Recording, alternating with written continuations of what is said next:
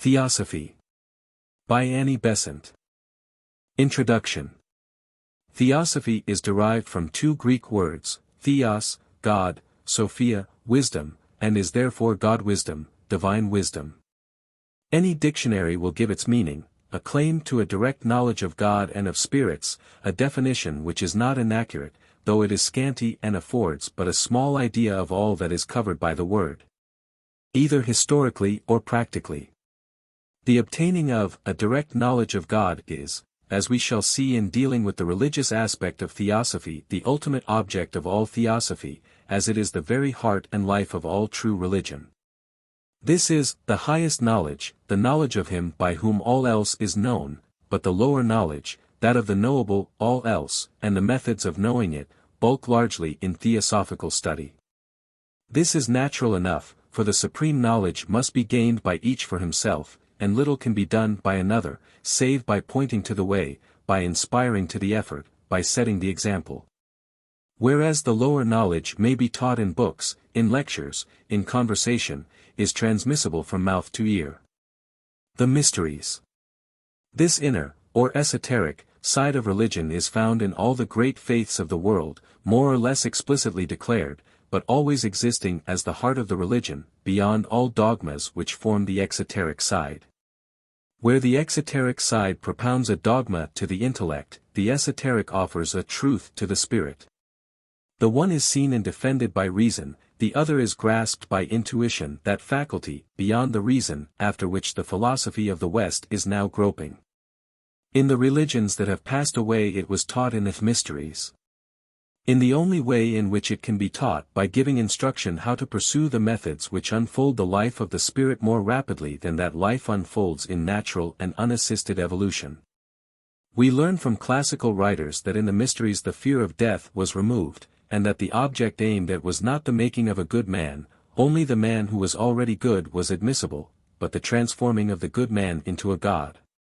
Such mysteries existed as the heart of the religions of antiquity, and only gradually disappeared from Europe from the 4th to the 8th centuries, when they ceased, for want of pupils. We may find many traces of the Christian mysteries in the early Christian writers, especially in the works of S. Clement of Alexandria and of Origen, under the name of the Mysteries of Jesus. The condition of high morality was made here, as in the Greek mysteries, those who for a long time have been conscious of no transgression, let them draw near. Indications of their origin and existence are found in the New Testament, in which the Christ is said to have taught his disciples secretly, "Unto you it is given to know the mysteries of the kingdom of God." But to others in parables, and these teachings, Origen maintains, were handed down in the mysteries of Jesus. Paul also declares that we speak wisdom among them that are perfect, two terms used in the mysteries. Islam has its secret teachings, said to have been derived from Ali, the son-in-law of the Prophet Muhammad, to be found by meditation and a discipline of life, methods taught among the Sufis. Buddhism has its Sangha, within which again by meditation and a discipline of life, the inner truth is to be found. Hinduism, both in its scriptures and its current beliefs, asserts the existence of the supreme and the lower knowledge, the latter to be gained by instruction, the former, once more, by meditation and a discipline of life. It is this which makes the supreme knowledge esoteric. It is not deliberately veiled and hidden away, but it cannot be imparted. It can only be gained by the unfolding of a faculty, of a power to know, of a mode of consciousness, latent in all men, but not yet developed in the course of normal evolution. This shows itself sporadically in the mystic, often in erratic fashion, often accompanied with hysteria, but even then is none the less an indication, for the clear-sighted and unprejudiced, of a new departure in the long evolution of human consciousness. It is brought to the surface sometimes by exceptional purity. The pure in heart shall see God. Startling eruptions of it into ordinary life are seen in such cases of sudden conversion as are recorded by Professor James. Varieties of religious experience. The spiritual consciousness is a reality. Its witness is found in all religions, and it is stirring in many today, as it has stirred in all ages. Its evolution in the individual can only be gently and deliberately forced, ahead of normal evolution, by the meditation and the discipline of life alluded to above. For esotericism in religion is not a teaching, but a stage of consciousness. It is not an instruction, but a life. Hence the complaint made by many, that it is elusive, indefinite. It is so to those who have not experienced it, for only that which has been experienced in consciousness can be known to consciousness. Esoteric methods can be taught, but the esoteric knowledge to which they lead, when successfully followed and lived, must be won by each for himself. We may help to remove obstacles to vision, but a man can only see with his own eyes. The primary meaning. Theosophy is this direct knowledge of God. The search after this is the mysticism, or esotericism, common to all religions, thrown by Theosophy into a scientific form, as in Hinduism, Buddhism, Roman Catholic Christianity, and Sufism. Like these, it teaches in a quite clear and definite way the methods of reaching first-hand knowledge by unfolding the spiritual consciousness, and by evolving the organs through which that consciousness can function on our earth, once more. The methods of meditation and of a discipline of life. Hence it is the same as the science of the self, Atmavidya, the science of the eternal, Brahmavidya, which is the core of Hinduism. It is the knowledge of God which is eternal life, which is the essence of Christianity. It is not a new thing, but is in all religions, and hence we find the late eminent Orientalist, Max Muller, writing his well-known work on Theosophy, or psychological religion. The secondary meaning.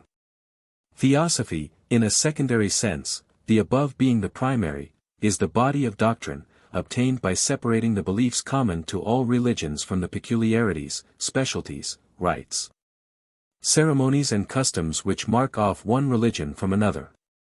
It presents these common truths as a consensus of world beliefs, forming, in their entirety, the wisdom religion, or the universal religion, the source from which all separate religions spring. The trunk of the tree of life from which they all branch forth. The name Theosophy, which as we have said, is Greek, was first used by Ammonius Saccas, in the 3rd century after Christ, and has remained ever since in the history of religion in the West, denoting not only mysticism, but also an eclectic system, which accepts truth wherever it is to be found, and cares little for its outer trappings. It appeared in its present form in America and Europe in 1875, at the time when comparative mythology was being used as an effective weapon against Christianity, and, by transforming it into comparative religion, it built the researches and discoveries of archaeologists and antiquarians into bulwarks of defense for the friends of religion, instead of leaving them as missiles of attack for its enemies. Comparative mythology. The unburying of ancient cities, the opening of old tombs, the translation of archaic manuscripts of both dead and living religions, proved to demonstration the fact that all the great religions which existed and had existed resembled each other in their most salient features. Their chief doctrines, the outlines of their morality, the stories which clustered round their founders, their symbols, their ceremonies, closely resembled each other. The facts were undeniable, for they were carved on ancient temples, written down in ancient books. The further research was carried, the bulkier grew the evidence. Even among the most degraded tribes of savages, traces were found of similar teachings, traditions of sacred truths overlaid by the crudities of animism and fetishism. How to explain such similarities? What their bearing on Christianity? Evolution was then the open sesame of science, and the answer to these questions was not long delayed. Religion had evolved. From the dark ignorance of primal savages, who personified the powers of the nature they feared, had evolved the inspiring religions and the splendid philosophies which had enthralled and civilized mankind. The medicine men of savages had been glorified into founders of religions. The teachings of the saints and prophets were the refining of the hysterical babblings of half-epileptic visionaries. The synthesis of natural forces, a synthesis wrought out by man's splendid intellect, had been emotionalized into God. Such was the answer to comparative mythology to the alarmed questionings of men and women who found their houses of faith crumbling into pieces around them, leaving them exposed to the icy winds of doubt.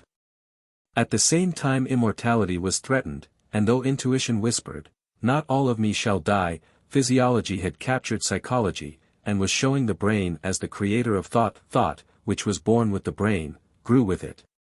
Was diseased with it, decayed with it? Did it not finally die with it? Agnosticism grew and flourished. What could man know, beyond what his senses could discover, beyond what his intellect could grasp? Such was the condition of educated thought in the last quarter of the 19th century. The younger generation can scarcely realize that veritable eclipse of faith. Comparative religion. Into that Europe Theosophy suddenly came, asserting the gnosis as against agnosticism, comparative religion against comparative mythology. It declared that man had not exhausted his powers in using his senses and his intellect, for that beyond these there were the intuition and the sure witness of the spirit, that the existence of these powers was a demonstrable fact. That the testimony of the spiritual consciousness was as indubitable as that of the intellectual and the sensuous. It admitted all the facts discovered by archaeologists and antiquarians, but asserted that they were susceptible of quite other explanation than that given by the enemies of religion. And that while the facts were facts, the explanation was only a hypothesis. It set over against this hypothesis another, equally explanatory of the facts, that the community of religious teachings, ethics, stories, symbols, ceremonies, and even the traces of these among savages, arose from the derivation of all religions from a common center, from a brotherhood of divine men, which sent out one of its members into the world from time to found a new religion, containing the same essential verities as its predecessors, but varying in form with the needs of the time, and with the capacities of the people to whom the messenger was sent. It was obvious that either hypothesis would explain the admitted facts. How should a decision between them be reached? Theosophy appealed to history. It pointed out that the palmy days of each religion were its early days, and that the teachings of the messenger were never improved on by the later adherents of the faith. Whereas the contrary must have been the case if the religion had been produced by evolution. The Hindus founded themselves on their Upanishads, their most ancient literature, a part of the Vedas, the Zoroastrians on the teachings of the prophet, the Buddhists on the sayings of the Lord Buddha, the Hebrews on Moses and the prophets. The Christians, the Mohammedans on those of their great prophet. Later religious literature consisted of commentaries, dissertations, arguments, not of new departures, more inspiring than the original. Inspiration is ever sought in later days in the sayings of the founder, and in the teachings of his immediate disciples. Manu, Vyasa, Zarathustra, the Buddha, the Christ, these figures tower above humanity, and command the love and reverence of mankind, generation after generation. There are many messengers, the religions are their messages. Theosophy points to all of these as proofs that its hypothesis is the true explanation of the facts, is no longer a hypothesis, indeed, but is a truth affirmed by history. Against this splendid array of messengers with their messages, comparative mythology cannot bring one single proof from history of a religion that has evolved from savagery into spirituality and philosophy. Its hypothesis is disproved by history. The theosophical view is now so widely accepted that people do not realize how triumphant was the opposing theory. When Theosophy again rode into the arena of the world's thought in 1875, mounted on its new steed the Theosophical Society. But any who would realize the conditions then existing should turn to the literature of comparative mythology, published during the preceding century, form the voluminous works of Delors and Dupuy, on phallic and sun worships. Through Higgins' Anacalypsis, to the books of Hargrave Jennings, for Long, and a dozen others, speaking with a positiveness that led the reader to believe that the statements made were based on facts, which no educated person could deny. Those who plunged into that labyrinth of discussions in their youth, who lost themselves in its endless and intricate windings, who saw their faith devoured by the minotaur of comparative mythology. They know, and only they can know in its fullness, the intensity of the relief when the modern Ariadne, the much misunderstood and much maligned Helena Petrovna Blavatsky, gave them a clue which guided them through the mazes of the labyrinth, and armed them with the sword of the secret doctrine, Madame Blavatsky's monumental work, published in 1889, with which to slay the monster. It may be interesting to note, in passing, that old-fashioned Christianity, which believed that all mankind had descended from Adam, created 4004 BC, had preserved a tradition of a primeval revelation, given to Adam and carried by his posterity to all parts of the world. Man, inheriting original sin from his ancestor, had corrupted this, but traces of it were to be found in the grains of truth hidden by the husks of heathen religions. This view, however, despite the germ of truth it contained, was quite out of court with educated people, who knew that the human race had existed for hundreds of thousands of years, at least, instead of for a span of 6,000. Unity of religions. The outcome of the whole position is that the fact of the community of religious belief is destructive to any religion which claims for itself a unique and isolated position. In such a position it is exposed to attack from all sides, and its claim is easily disproved. But this same fact is a defense, when all religions stand together, when they present themselves as a brotherhood, children of one ancestor, the divine wisdom. This view becomes the more satisfactory as we notice that each religion has its own special note, makes its own special contribution to the forces working for the evolution of man. As we notice their differences, in addition to their similarities, we feel that they reveal a plan of human education, just as when we hear a splendid chord we feel that a master musician has combined the notes with a full knowledge of the value of each. Hinduism proclaims the one immanent life in everything, and hence the solidarity of all, the duty of each to each, enshrined in the untranslatable word dharma. Translated as religion, duty, obligation, is more than these. It indicates the sum of man's past evolution, all that has made him what he is, and the next steps which he must take in order to ensure his further evolution with the least possible delay and difficulty. Zoroastrianism strikes the note of purity, purity of surroundings, of body, of mind. Hebraism sounds out righteousness. Egypt makes science its word of power. Buddhism asserts right knowledge. Greece breathes of beauty. Rome tells of law. Christianity teaches the value of the individual and exalts self-sacrifice. Islam peals out the unity of God. Surely the world is the richer for each, and we cannot spare one jewel from our chaplet of the world's religions. Out of the fair spectacle of their varied beauty and the spiritual value of the variety, grows in our minds the sense of the reality of the great brotherhood, and its work in the guidance of spiritual evolution.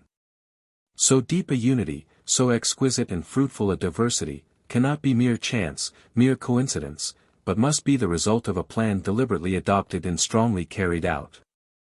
Method of study. As the theosophical system of thought is an immense, an all-inclusive, synthesis of truths, as it deals with God, the universe, and man, and their relations to each other.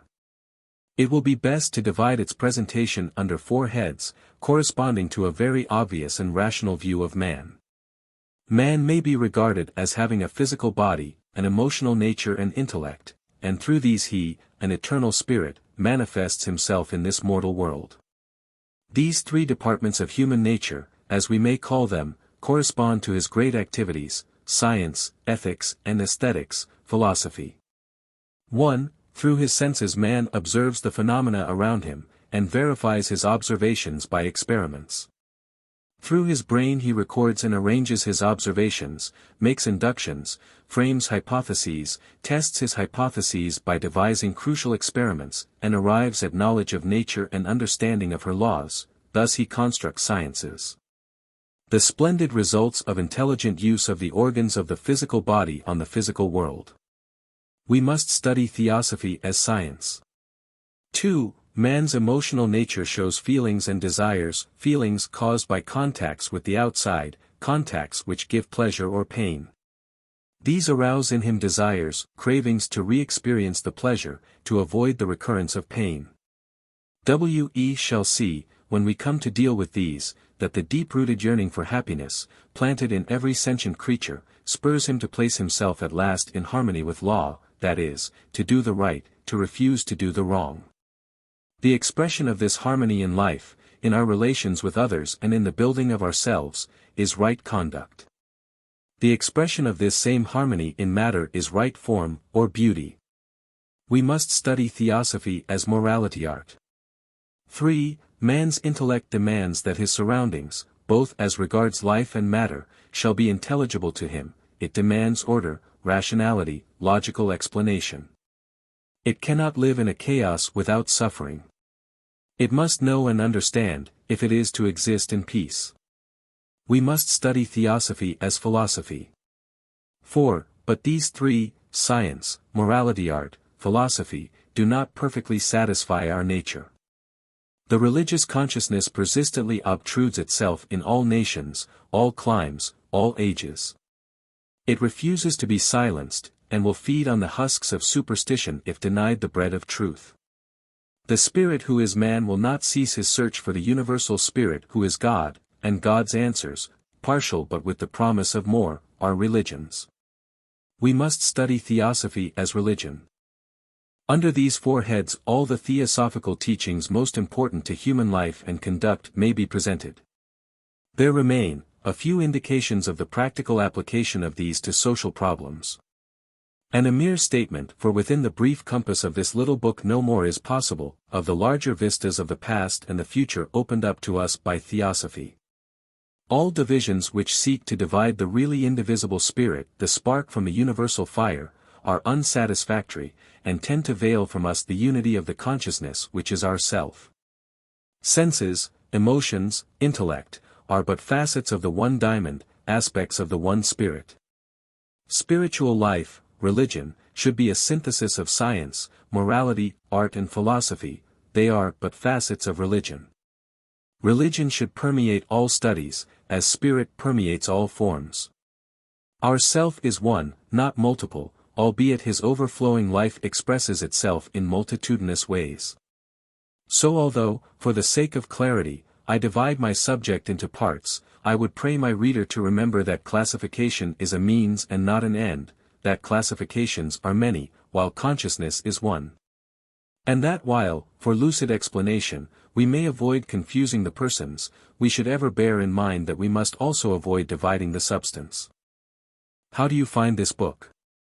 Any thoughts about the book or the author? Any suggestion for improvement? Please take a moment to share your thoughts in a comment. If you like it, share it with your friends who might enjoy it as well. Subscribe to keep in touch. Visit CompleteAudiobooks.com for more quality content. Section 1. Theosophy as Science. The old ways of study was to state universals, and to descend from them to particulars, and it remains the best way for serious and philosophic students. The modern way is to begin with particulars, and to ascend from them to universals. For the modern reader, who has not yet made up his mind to a serious study of a subject, this is the easier road, for it keeps the most difficult part for the last. As this little book is meant for the general reader, I follow this way. Theosophy accepts the method of science, observation, experiment, arrangement of ascertained facts, induction, hypothesis, deduction, verification, assertion of the discovered truth, but immensely increases its area. It sees the sum of existence as containing but two factors, life and form, or, as some call them, spirit and matter, others time and space, for spirit is God's motion, while matter is his stillness, both find their union in him. Since the root of spirit is his life, and the root of matter is the universal ether, the two aspects of the one eternal, out of space and time. See Section 3. While ordinary science confines matter to the tangible, theosophical science extends it through many grades, intangible to the physical, but tangible to the superphysical senses. It has observed that the condition of knowing the physical universe is the possession of a physical body, of which certain parts have been evolved into organs of sense, eyes, ears, etc. Thought which perception of outside objects is possible, and other parts have been evolved into organs of action, hands, feet, and the rest, through which contact with outside objects can be obtained. It sees that, in the past, physical evolution has been brought about by the efforts of life to use its nascent powers. And that the struggle to exercise an inborn faculty has slowly shaped matter into an organ through which that faculty can be more fully exercised. To reverse Buchner's statement, we do not walk because we have legs because we wanted to move. We can trace the growth of legs from the temporary pseudopodia of the amoeba, through the development of permanent protrusions from bodies, up to the legs of man, and they were all gradually formed by the efforts of the living creature to move. As W. K. Clifford said of the huge saurians of a past age, some wanted to fly, and they became birds. The will to live, that is, to desire, to think, to act, lies behind all evolution. The theosophist carries on the same principle into higher realms, if such exist, and if consciousness is to know any other sphere. I use the word sphere to indicate the whole extent of matter belonging to a definite type, i.e., built of atoms of one sort. See under Atoms, in section 6. There may be several worlds in a sphere, thus the heaven world is in the mental sphere. The word plane has been used in this sense, but it is found that people do not readily grasp its meaning. Then the physical, it must have a body of matter belonging to the sphere it wants to investigate, and the body must have senses, developed by the same one of the life to see, to hear, etc. That there should be other spheres, and other bodies through which those spheres can be known, is no more inherently incredible than that there is a physical sphere, and that there are physical bodies through which we know it. The occultist, the student of the workings of the divine mind in nature, asserts that there are such spheres, and that he has and uses such bodies. The following statements, with one exception which will be noted in its place, are made as results of investigations carried on in such spheres by the use of such bodies by the writer and other occultists. We all received the outline from highly developed members of our humanity, and have proved it true, step by step, and have filled in many gaps, by our own researches. We, therefore, feel that we have a right to affirm, on our own first-hand experience stretching over a period of 23 years in one case, and 25 in another, that superphysical research is practicable. And is as trustworthy as physical research, and should be carried on in similar ways. That investigators are subject to errors, both in physical and superphysical spheres, and for similar reasons, and that these errors should lead to closer research and not to its discontinuance. A table of correspondences. The following table presents a view of the spheres related to and including our Earth, of the bodies used in investigating them, and of the states of consciousness manifested through them by their owner, the man. The eternal man, a fragment of the life of God, is called the monad, a oneness. This is the statement, including what is said farther on about the monad, noted above, as not having been verified by the writer's own observation. This highest self is only made manifest to such as we are on rare occasions in a great downflow of dazzling light, in his own nature, in his own world. He is beyond the reach of any vision yet attained by any of us. Yet what we call our life is his, since he is the highest self in each of us, the hidden God, as the Egyptians used to say. He is verily a son of God, made in his image, and expressing his life in three ways, by the aspect of will, the aspect of wisdom, the aspect of creative activity. He lives in his own sphere, a spark in the divine fire, and sends down a ray, a current of his life, which embodies itself in the 5 spheres of manifestation. This ray, appropriating an atom of matter from each of the 3 higher of these spheres, appears as the human spirit, reproducing the 3 aspects of the monad, of will, wisdom, and creative activity, and reveals himself. At a certain stage of evolution, as the human ego, the individualized self. He begins his long journey as a mere seed of life, and, never losing his identity, moves through that long journey, unfolding all the powers of the monad, that lie hidden within him, as the tree within the seed. As he conquers his kingdom of matter, his parent monad pours down into him more and more life, and draws from him more and more knowledge of the worlds in which he lives. But the passing into the 3 highest manifested spheres is not enough for gaining full knowledge and full power in our solar system. 2 yet remain, and the process of dipping down into matter goes on. The spirit strengthens himself for his work by appropriating a molecule of the coarser matter of the lowest sphere he has so far entered, and links on to this, an atom from the 4th manifested sphere of denser matter, and one from the 5th.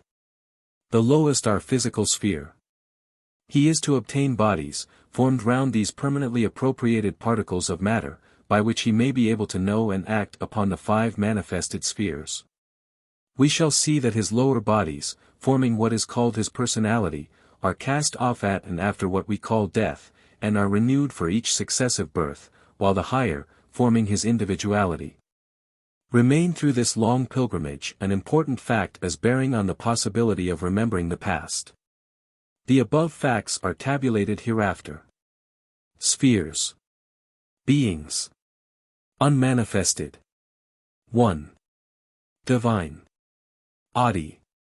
Logos. 2. Monadic. Anapatika. Human monad. Manifested. 3. Spiritual. Atma. Man who is. A. 4. Intuitional. Buddhi. 5. Mental, higher. Manas. 5. Mental, lower. Manas. Man who has. B. 6. Astral, or emotional. Kama. 7. Physical. Stula. States of consciousness. Bodies. Divine triplicity, 1. Monadic triplicity, 2. Will, wisdom, activity. Spirit, individualized as will. Atom. Spirit, individualized as intuition. Intuitional. Spirit. Individualized as intellect. Causal. Mind. Mental. Desires and emotions. Astral. Vitality, 3. Physical. A. An immortal individuality, B. A mortal personality. The student may find the Sanskrit terms useful, as they have been much employed in theosophical literature, and the above are my own English equivalents. 1. Adi, 2. Anapatika, 3. Atma or Nirvana, 4. Buddhi, 5. Manas, adjective, manasic, 6. Kama, 7. Stula. The Buddhists use for Adi, Mahaparinirvana, and for Anapatika, Parinirvana. 1. The Trinities of religions, the three persons of Christianity. As manifested in a solar system. They appear three by difference of function, seen from below. The whole solar system may be called the body of the Logos, and the sun his physical body, but they only embody a fragment of him. 2. Man, made in the image of God. His aspects, will, wisdom, and activity, or power, knowledge, love, and creativeness are shown in the embodied reproduction of himself, as will, intuition, and intellect. 3. The seven are named from below upwards: solid, liquid, gaseous, etheric, superetheric, subatomic, atomic. As vitality shows itself in two main forms in the physical body, the latter is functionally divided into two. Energizing vitality works through the finer part, called the etheric double, composed of the four physical ethers. And automatic vitality uses the denser part, composed of solids, liquids, and gases. These seven subdivisions of physical matter make up the physical sphere. It may be asked, what is the object of this descent into matter? What does the monad gain by it? Omniscient in his own sphere, he is blinded by matter in the spheres of manifestation, being unable to respond to their vibrations. As a man who cannot swim, flung into deep water, is drowned, but can learn to move freely in it, so with the monad. At the end of his pilgrimage, he will be free of the solar system, able to function in any part of it, to create at will, to move at pleasure. Every power that he unfolds through denser matter, he retains forever under all conditions. The implicit has become explicit, the potential the actual. It is his own will to live in all spheres, and not only in one, that draws him into manifestation. The physical body. The actual unfolding of consciousness is best traced from below, for the physical body is the one which is first organized as its instrument for knowledge, and it unfolds itself by this in the physical world we know. The emotional nature stimulates the glands and ganglia of the physical body, and the mental enthrones itself over the cerebrospinal system. And these proceed with their evolution in the invisible spheres through the stimulus obtained from the physical. We need not dwell on the evolution of the dense physical body, as they may be studied as physical science. Human consciousness is here automatic, the man having no longer need to direct physical processes. They go on by habit, the result of long pressure from consciousness. The finer part of the physical body, the etheric double, permeates the dense, and extends a little beyond it over the whole surface. Its proper sense organs are vortices on its own surface, situated opposite 1, the top of the head, 2, the point between the eyebrows, 3, the throat, 4, the heart, 5, the spleen, 6, the solar plexus, 7, the base of the spine, 8, 9. 10, in the lower part of the pelvic basin. These last are not used, except in black magic. These vortices, technically called chakrams, wheels, from their appearance, are aroused into activity in the course of occult training, and form a bridge between the physical and astral spheres. So that the latter comes to be included within the activity of the waking consciousness. The health of its dense partner depends on the vitality in the etheric double, which draws its energy directly from the sun, and, in the part in contact with the spleen, divides this energy into streams, which it conveys to the different organs of the dense body. The surplusage radiates outwards and energizes all living creatures within its range. The very neighborhood of a vigorously healthy person vitalizes, while a weak body draws on all around it for vitality, often seriously depleting those near to it. Physical magnetism, the power of healing, etc. are ways in which this surplus vitality may be usefully expended. Etheric vision, physical vision keener than the normal, may be used for examining minute objects, such as chemical atoms, or for studying such of the nature spirits as use etheric matter for their lowest bodies, fairies, gnomes, brownies, and creatures of that ilk. Very slightly increased tenseness of the nerves, caused by excitement, ill health, alcohol, may bring these within sight. The etheric part of the brain plays an active part in dreams, especially in those caused by impressions from outside, or from any internal pressure from the cerebral vessels.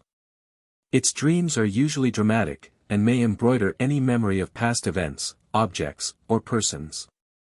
See the many cases given in Duprel's Philosophy of Mysticism. In normal healthy persons the etheric part of the physical body does not separate from the dense, but the greater part of it may be driven out by anesthetics, and slips out easily in the case of persons who are mediumistic, often serving as the basis for materializations. Death is the complete withdrawal from its dense counterpart, in conjunction with the consciousness in the higher bodies. It remains with these for a varying interval, usually about 36 hours after death, and then is thrown off by the man as of no further use. It decays away pari passu with the dense corpse.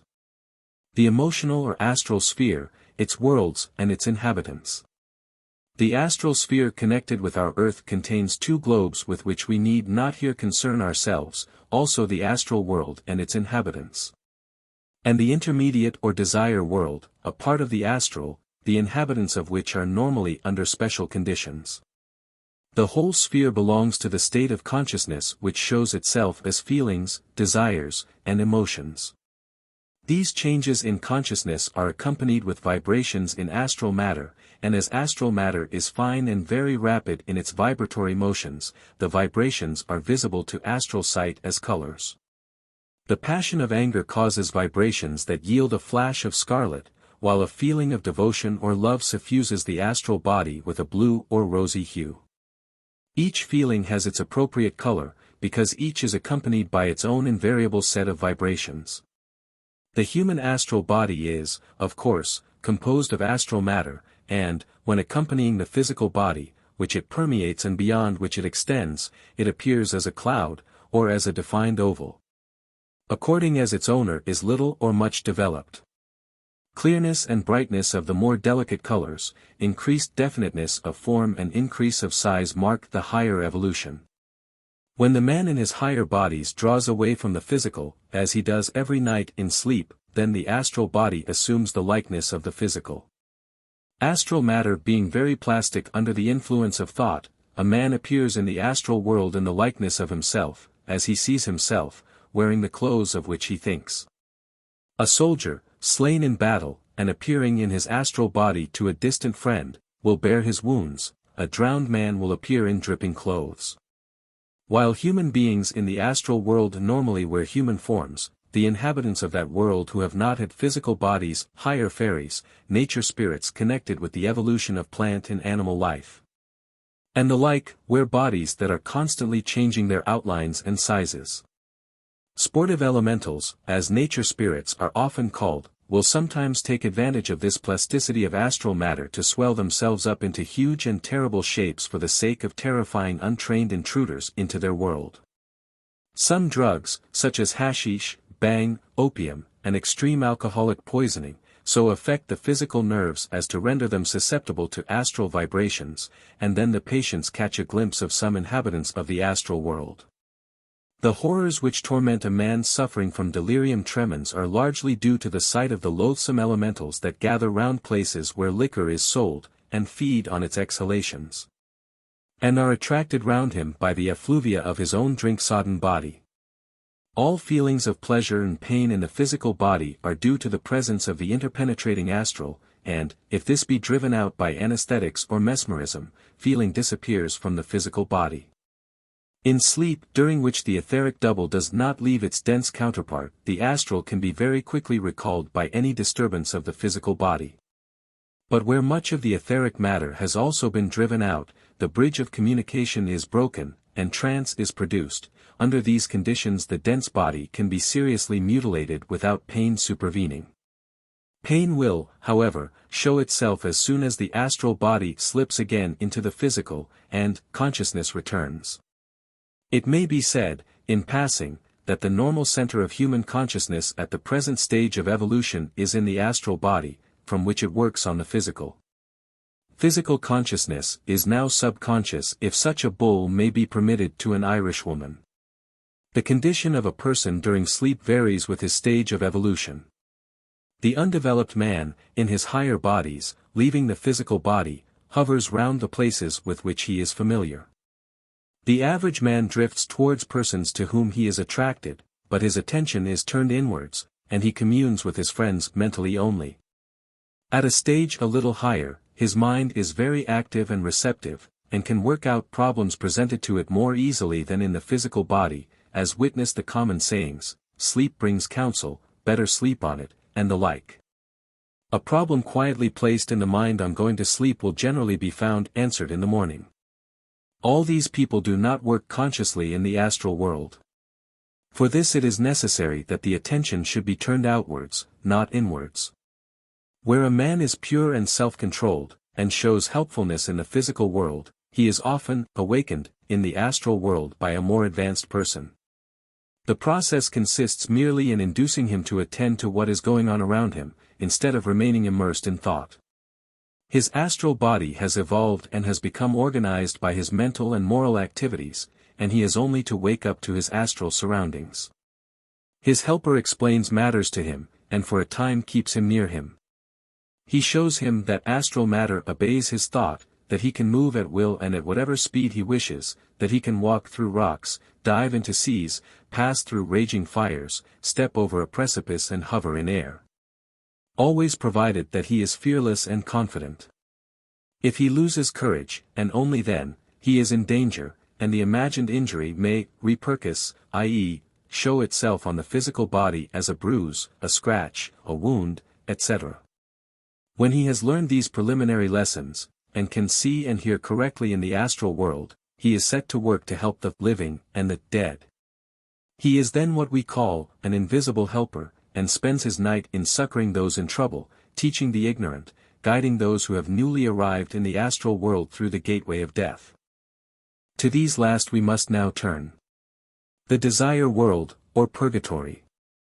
This is the part of the astral world in which conditions are specialized for discarnate human beings, who, unless they have knowledge, are not free in the astral world, but are the spirits in prison, spoken of by St. Peter. They are held prisoners by their desires, and hence the name of desire world is given to their abode. We have seen that, at death, the man, clothed in his finer bodies, draws himself out of the physical garment worn during earth life, the coat of skin with which the first man was clothed after his fall into matter, caused by his seizure of knowledge. Which things are an allegory, as St. Paul says of the story of Abraham, Sarah, and Hagar. Having cast off his coat of skin, the man is himself, just as he was while clothed with it, and he goes to his own place, in the astral world, the place for which he has fitted himself. A rearrangement of the matter of his astral body takes place automatically, unless he has knowledge enough to present it. During the life of the physical body, the astral particles from all the 7 astral subdivisions of matter move freely about among themselves, and some of all kinds are always on the surface of the astral body. Sight of the whole astral world depends on the presence on the surface of the astral body of particles drawn from all the 7 subdivisions, which answer to our solids, liquids, gases, and the 4 states of ether. These particles are not gathered together and fashioned into an organ of vision, like the physical eye. When the man turns his attention outwards he sees, all over him, through all these particles, or through such of them as are in the direction of the object towards which his attention is turned. Newcomers in the astral world always look through the astral simulacra of eyes, because accustomed to turn their attention outwards in that way, just as they move their legs for walking. Both are unnecessary. If the rearrangement of the matter of the astral body takes place, the matter of each subdivision is gathered together, and a series of concentric shells is formed, the densest being outside. Hence the man can only see the subdivision of the astral world to which the outermost shell belongs. The amount of each kind of matter depends on the kind of desires and emotions he has cultivated on earth. If these have been of a low order, the densest astral matter will be very strongly vitalist, and this outermost shell, placing him in touch with the lowest subdivision of the astral world only, will last for a long time. It disintegrates by slow starvation, i.e., by the deprivation of its accustomed satisfactions. Hence a drunkard, a glutton, a sensualist, a man of violent and brutal passions, having strongly vitalist by physical indulgence the densest and coarsest combinations of astral matter, can only be conscious of his surroundings through these. And sees only people like himself, and the worst qualities of those who are of a better types. His raging passions can find no satisfaction, because he has lost the physical organs by which he erstwhile gratified them. Moreover, these passions are much more violent than before, for during his physical life most of the force of the astral vibrations was used up in merely setting in motion the heavy physical particles of matter. And only what was left over was felt as pleasure or pain. Hence all passions are pale and weak on earth compared with their violence in the astral world, where, after easily setting in motion the light astral particles, they show the whole remainder of their force as pleasure or pain. As a rapture or an agony inconceivable on earth. This last is what religions call hell, and a veritable hell. As to suffering, it is created by the man for his own dwelling place. But it is only temporary, and might more fitly therefore, for Orthodox Christians and Muslims, be called purgatory. Both these religions, while ordinarily speaking of hell as everlasting, have passages in their scriptures which contradict the idea. The New Testament speaks of a time when God shall be all in all, and Al-Quran declares, all things shall perish save his face. The thick layer of densest matter wears away, and the man loses sight of this sphere of astral life and begins to perceive the next, having learned, by the sad lesson of bitter suffering, that the pleasures he valued on earth are verily wombs of pain. The average man does not experience this unfortunate after-death condition, not having drawn into his astral body while on earth much of the densest matter, and such of it as he is not strongly vitalist, and it cannot hold him. If his interests on earth have all been trivial, round of office or household drudgery or manual labor, alternating with low, though not vicious, forms of amusement, and he has cared nothing for larger interests, those of the community and the nation, he will find himself shelled in by matter of the 6th subdivision of the astral world, and will be surrounded by the astral counterparts of physical objects, without the power to affect them or to take part in the earth life led among them. He will, therefore, to use a colloquialism, find himself very much bored, and be a prey to an intolerable sense of ennui. It may be said that this is hard, as most people have to spend their lives in drudgery of some kind. Are they to be bored after death, having drudged before? True, but a little knowledge will prevent this, and for this very reason Theosophy is being spread far and wide. The work which carries on the world need not be drudgery, and to deeply religious people is not drudgery even now. For all useful work is part of the divine activity, and all workers are organs of that activity, the hands wherewith the divine worker accomplishes his work. Production and distribution, agriculture, mining, manufactures, commerce, the pettiest trade are God's ways of nourishing humanity, and are the means of evolution. When a man, a woman, see their little daily tasks as integral portions of the one great work, they are no longer drudges but co-workers with God. See Application of Theosophy to Social Problems, Section 5, p. 77. As George Herbert sang, "A servant in this cause makes drudgery divine. Who sweeps a room as for thy laws makes that and action fine." Those who thus work will find no boredom after death, but fresh and joyous activity. For the rest, they gradually adapt themselves to the new conditions, and are helped to do so, and they find that they are rid of many of the discomforts of earth, and may lead a quite pleasant life. They are in touch with their friends on earth, and find that these are quite companionable during earth's nights, though provokingly indifferent during its days, as Mr. Leadbeater pithily says, "The dead are never for a moment under the impression that they have lost the living, however much the latter lament the loss of the dead they loved." The man passes on through the sixth, fifth, and fourth subdivisions, enjoying more and more association with those he loves, until he passes into the higher subdivisions, the material heavens of the less instructed religionists of all faiths. The region for art, literature, science, philanthropy, and the large interests of life, followed on earth with some selfishness, and here pursued along the habitual lines and with the use of astral reproductions of physical means and apparatus. These same pursuits, carried on for unselfish motives, lift the man into the heaven world, their proper home, and thither also those who followed them more selfishly pass, for when they are weary of them in the astral world they fall asleep. To wake in heaven. The astral body has been cast off, shell after shell, and in due time goes back to its elements, like the physical. Some pure and lofty souls pass through the astral world without attending to it, their mind set upon higher things. Others, fully awake, do not allow the matter of their astral bodies to be rearranged, but retain their freedom and perform useful service. Omitting this last class, whose stay in the astral world will depend on other causes, the general rule is that the astral after-death life is long for the undeveloped and short for the well-developed, while the heavenly is long for the latter and short for the former. The mental sphere, its worlds and inhabitants.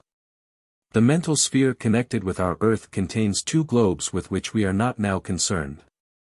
It contains also two worlds, the higher and lower, each with its inhabitants, and a part of the lower is placed under special conditions, for the use of discarnate human beings. This is the heaven world. The whole sphere belongs to the state of consciousness denominated thought, or mental activity, and its matter answers to the changes in consciousness that are caused by thinking. Its 7 subdivisions, though so much finer, again correspond to those of the physical and astral worlds.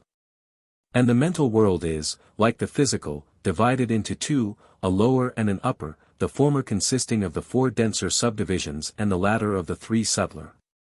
2 bodies belong to it, the mental, composed of combinations of the denser, and the causal, composed of those of the finer. This world is of peculiar interest, not only because man spends here nearly all his time, after the mind is fairly developed, only dipping down into the physical world for brief snatches of mortal life as a bird dives into the sea after a fish, but because it is the meeting place of the higher and the lower consciousnesses. The immortal individuality, descending from above after the monad has formed the spirit by sending out his ray, waits in high heaven, while the lower bodies are being formed round atoms attached to him, brooding over then through long ages of slow evolution. When they are sufficiently evolved, he flashes down and takes possession of them, to use them for his own evolution. The habitat of the spirit as intellect of him, whose nature is knowledge, is the causal world, the 3 higher levels of the mental sphere. These give him his body, the causal, the body which remains, ever evolving, throughout his long series of incarnations in denser matter. This world and body are so named because all the causes, the effects of which are seen in the lower worlds, reside in them. The causal body begins, with the above-named flashing down, as a mere film of matter, egg-shaped, like a shell round the lower bodies, formed within it, as the chick in the egg.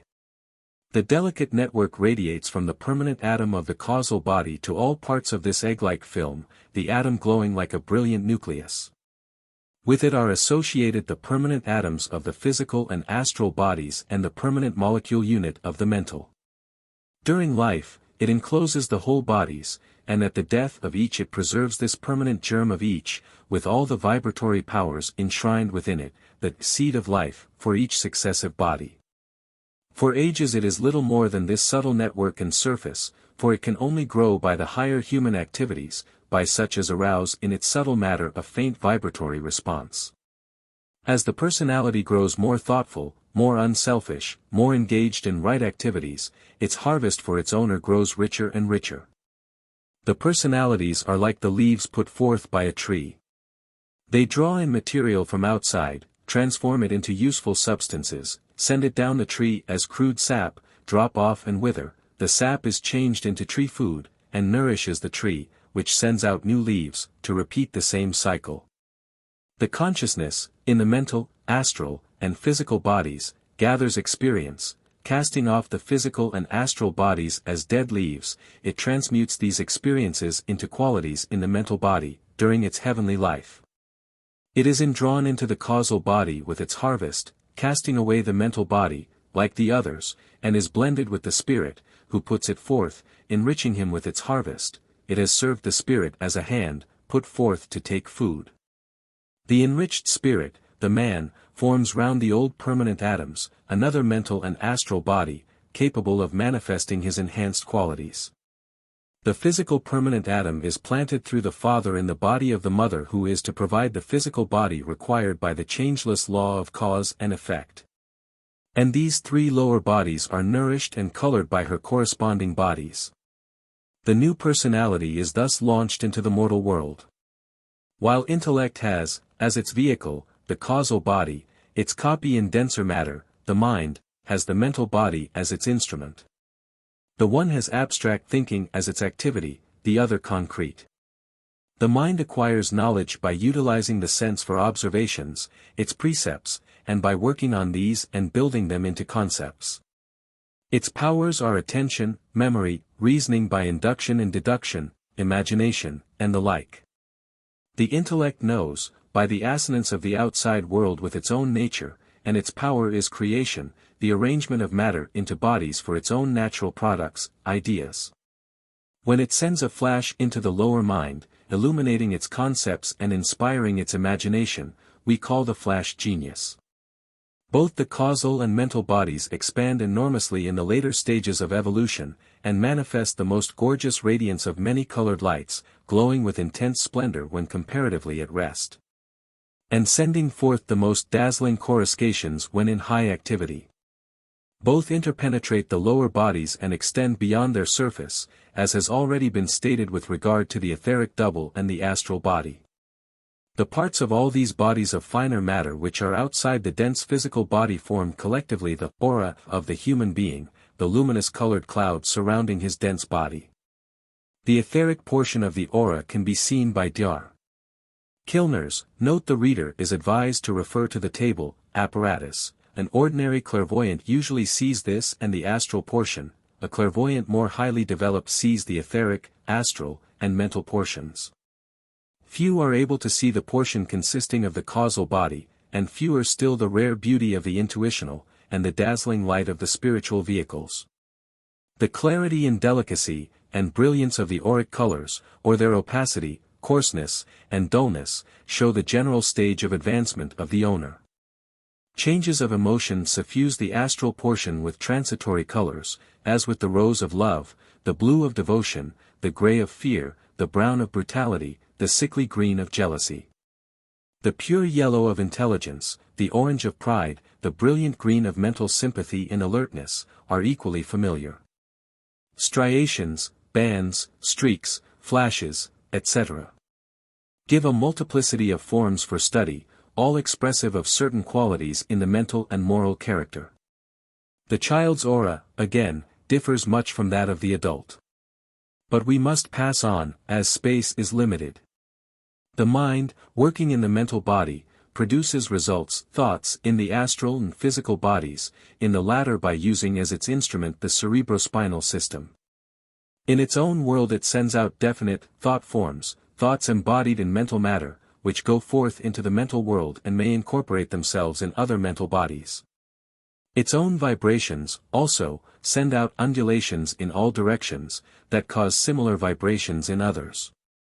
Comparatively few people, at the present stage of evolution, can function freely in the mental world, clothed only in the higher and the mental bodies, separated from the physical and astral.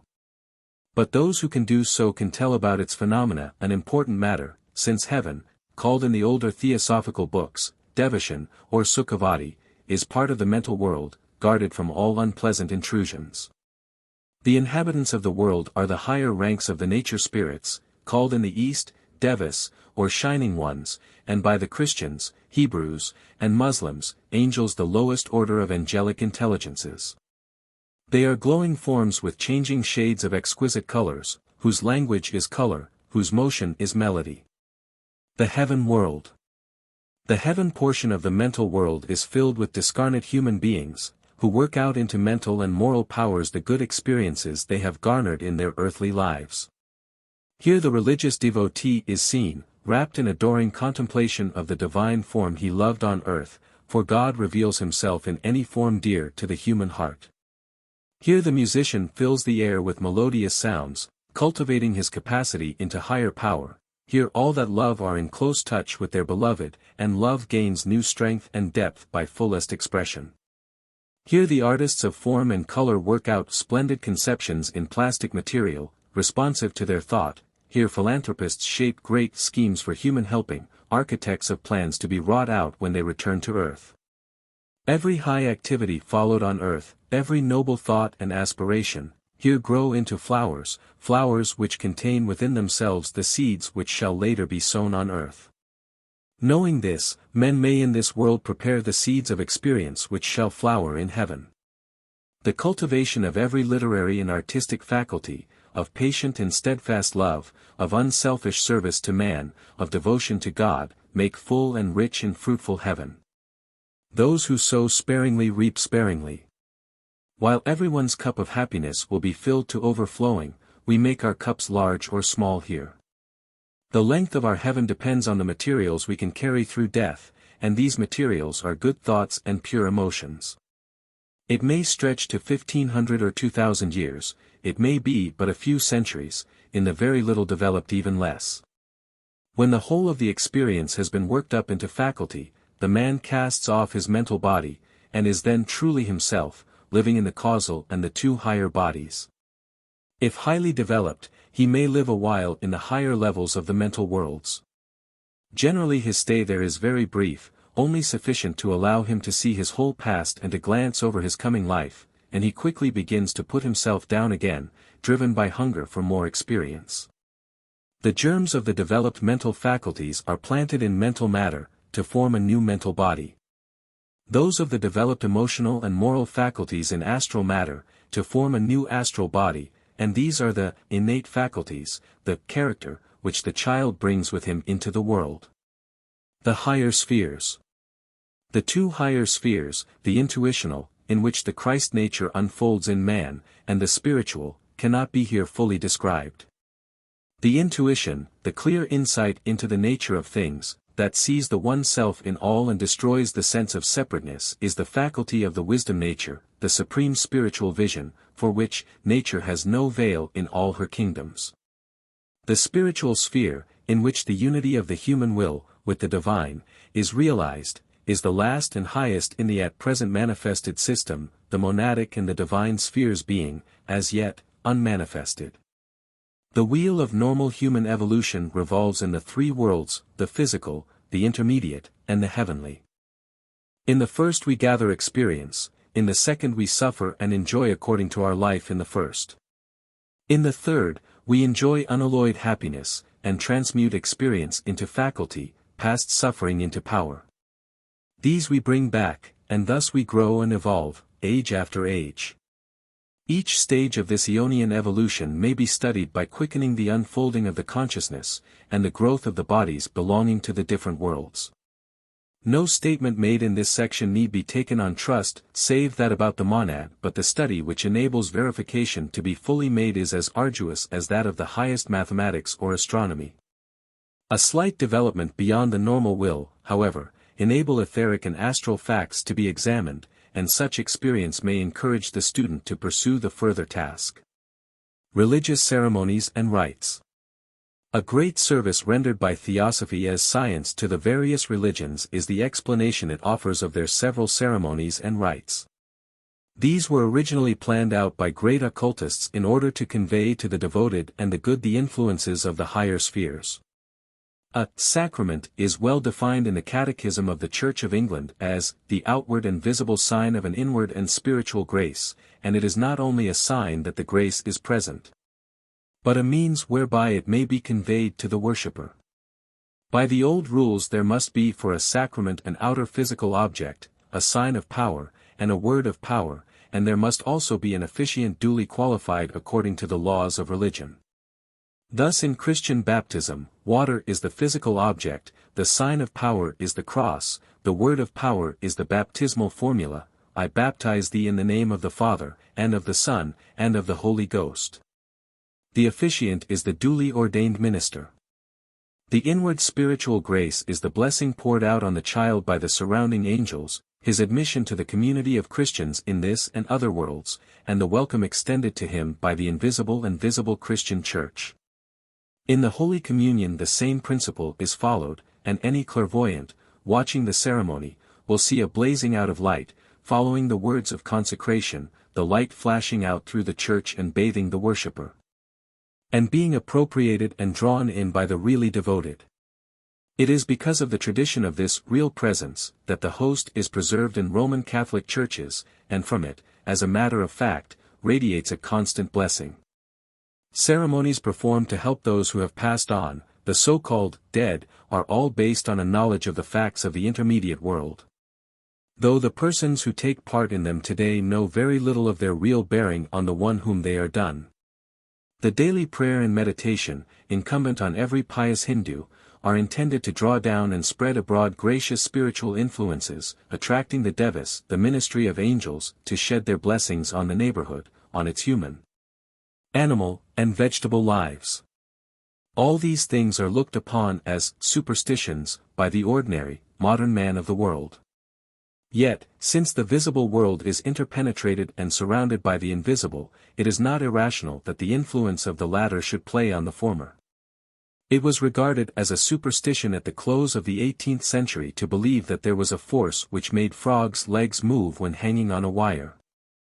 Galvani was much laughed at for watching them dance as they weighted the frying pan, and was called the frog's dancing master. None the less has the galvanic current linked continents together. Many a superstition points the way to the discovery of forces unknown to the ordinary man. The wise will observe and investigate, and will study before they reject. Section 2. Theosophy as Morality and Art. Morality has been well defined as the science of harmonious relations, Sanatana Dharma textbook, Part 3, Ethics. Between all living things. Moral laws are as much laws of nature as are any laws affecting physical phenomena, are to be sought in the same laborious way, and established by the same methods. As physical hygiene was laid down by ancient legislators as part of religion, as in the laws of Manu and of Moses, so did they lay down moral hygiene.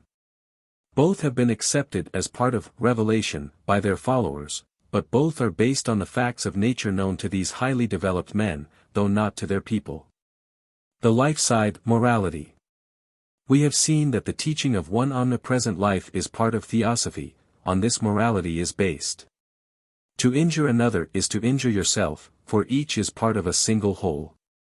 The body as a whole is poisoned, if poison be introduced into any part of it, and all living things are harmed by harm which is done to one. This one life expresses itself in everything by seeking for happiness. Everywhere and always, without exception, life seeks happiness, and no suffering is ever voluntarily born except as a road to a deeper and more lasting joy. None seeks aimless suffering, for the mere sake of suffering. It is endured only as a means to an end. All religions recognize God as infinite bliss, and union with God, i.e., with perfect bliss, is sought by all of them. Man's nature, since he is divine, is also fundamentally blissful, and he therefore accepts all happiness as natural, and its coming to him is taken as needing no justification. He never asks, "Why do I enjoy?" But his nature revolts against pain as unnatural, and as needing justification, and he instinctively demands, "Why do I suffer?" Deep unalloyed, enduring bliss is the goal of life, the perfect satisfaction of every part of the being. The fleeting will-o'-the-wisp of earthly pleasure is often mistaken for the glow of the sun of bliss, and then man suffers, and learns. For God has a plan, and that plan is evolution. At the Feet of the Master, by J. Krishnamurti, Alcyone, p. 7, if the part sets itself against the whole, it must suffer, and all the sufferings of men are due to their ignorance of their own nature, and to disregard, also due to ignorance, of the laws of nature in the midst of which they live. Right and wrong. If evolution is God's plan, then we can gain a definite criterion of right and wrong. The scientist will say, that which helps forward evolution is right, that which hinders it is wrong. The religionist will say, that which is according to the divine will is right, that which is against it is wrong. Both are expressing exactly the same idea, for the divine will is evolution. By studying evolution we find that its first half has been developing an ever greater and greater separation. The aim has been the production of the individual. We find that now, beginning the second half, we are moving towards the integration of individuals into a unity. The Hindus call these processes the path of forthgoing and the path of return, and there are no more expressive names. Man's deepest instincts, showing themselves in the foremost of his race, and instinct is the voice of life, are now seeking for brotherhood, beyond which lies unity, the building of many parts into a perfect whole. Hence all that makes for unity is right, all that makes against it is wrong. Emotions and virtues. The next step is that happiness is essentially a feeling, it is due to a sense of the increase of life in us. We are happy when our life expands, when it becomes more. We suffer when our life diminishes, when it becomes less. On the whole of this subject there is no better book than The Science of the Emotions, by Bhagwan Das, a well-known theosophical writer. Love brings about union, and thus moreness, hate causes separation, and hence lessness. We have here the two root emotions, love and hate, both expressions of desire, the manifestation of the aspect of will, which is seen throughout the worlds as attraction and repulsion, the builder and the destroyer of universes, systems, and worlds. As well as of states, families, and individuals. Out of these two root emotions spring all the virtues and vices. Every virtue is an expression of love, universalist, and established by right reason as a permanent mode of consciousness. Every vice is an expression of hate, universalist, and established by wrong reason as a permanent mode of consciousness. Right and wrong have already been defined.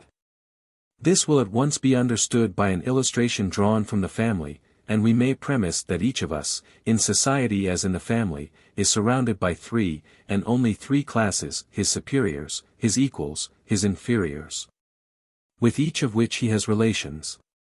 In a happy family, love unites all the members. Love, looking upwards to the heads of the household, is the emotion of reverence. Love, looking round the circle of brothers and sisters, is the emotion of affection. Love looking downwards on the group of dependents, is the emotion of beneficence. These emotions spring up spontaneously in the good family, the family where right feeling rules, and love is the fulfilling of the law. Where love rules, laws are not needed. Outside the family, when men enter into relations with the general public, the attitude taken spontaneously in the family by love must be reproduced outside deliberately, by virtue. Looking upwards, as to God, the King the aged, the emotion of love as reverence becomes the virtues of reverence. Obedience, loyalty, respect, and the like, all fixed attitudes of mind, or permanent modes of consciousness, towards the persons, whoever they may be, who are recognized as superiors, spiritually, intellectually, morally, socially, physically. Looking around on our equals, the emotion of love as affection becomes the virtues of honor, courtesy, fairness, friendliness, helpfulness and the like, fixed attitudes of mind towards all, as before. To our inferiors, the emotion of love as beneficence becomes the virtues of protection, kindness, courtesy, readiness to assist, to share with, and the like. The principle once grasped, the student can work out its myriad applications. Hate, with its three main divisions of fear, pride, and scorn, may be similarly treated. Every human being, living in society, is related inevitably, by the mere fact of his being there, to all around him, and this makes him the center of a web of obligations and duties. To give each related person his due is to be a good man, and a source of social unity. To refuse to any his due is to be a bad man, and a source of social disunity. Hence to know duty and to do it is goodness, to know it intuitively and to do it spontaneously is perfection. While life showing itself emotionally is love, seen intellectually it is truth. For lack of understanding this, controversies have arisen as to whether love or truth should be the foundation of morality. But they one essentially, as life is one. Bisma, a master of duty, said that virtues are forms of truth, and that is indubitably so. Truth is the very basis of intellectual character, as is love of moral character. As love demands the presence of others for its expression while truth does not, it naturally rules the science of our harmonious relations with others, and thus flowers into virtues. God is love, says the Christian. Brahman is truth, says the Hindu. Both speak the fact. Seen from below, love and truth may look different, seen from above, they are one. The rationale of moral precepts. The great teachers of humanity have formulated certain universal ethical precepts, such as, to do good to another is right, to injure another is wrong. Do to others as you would that they should do to you. Do not do to others as you would not that they should do to you. Love one another.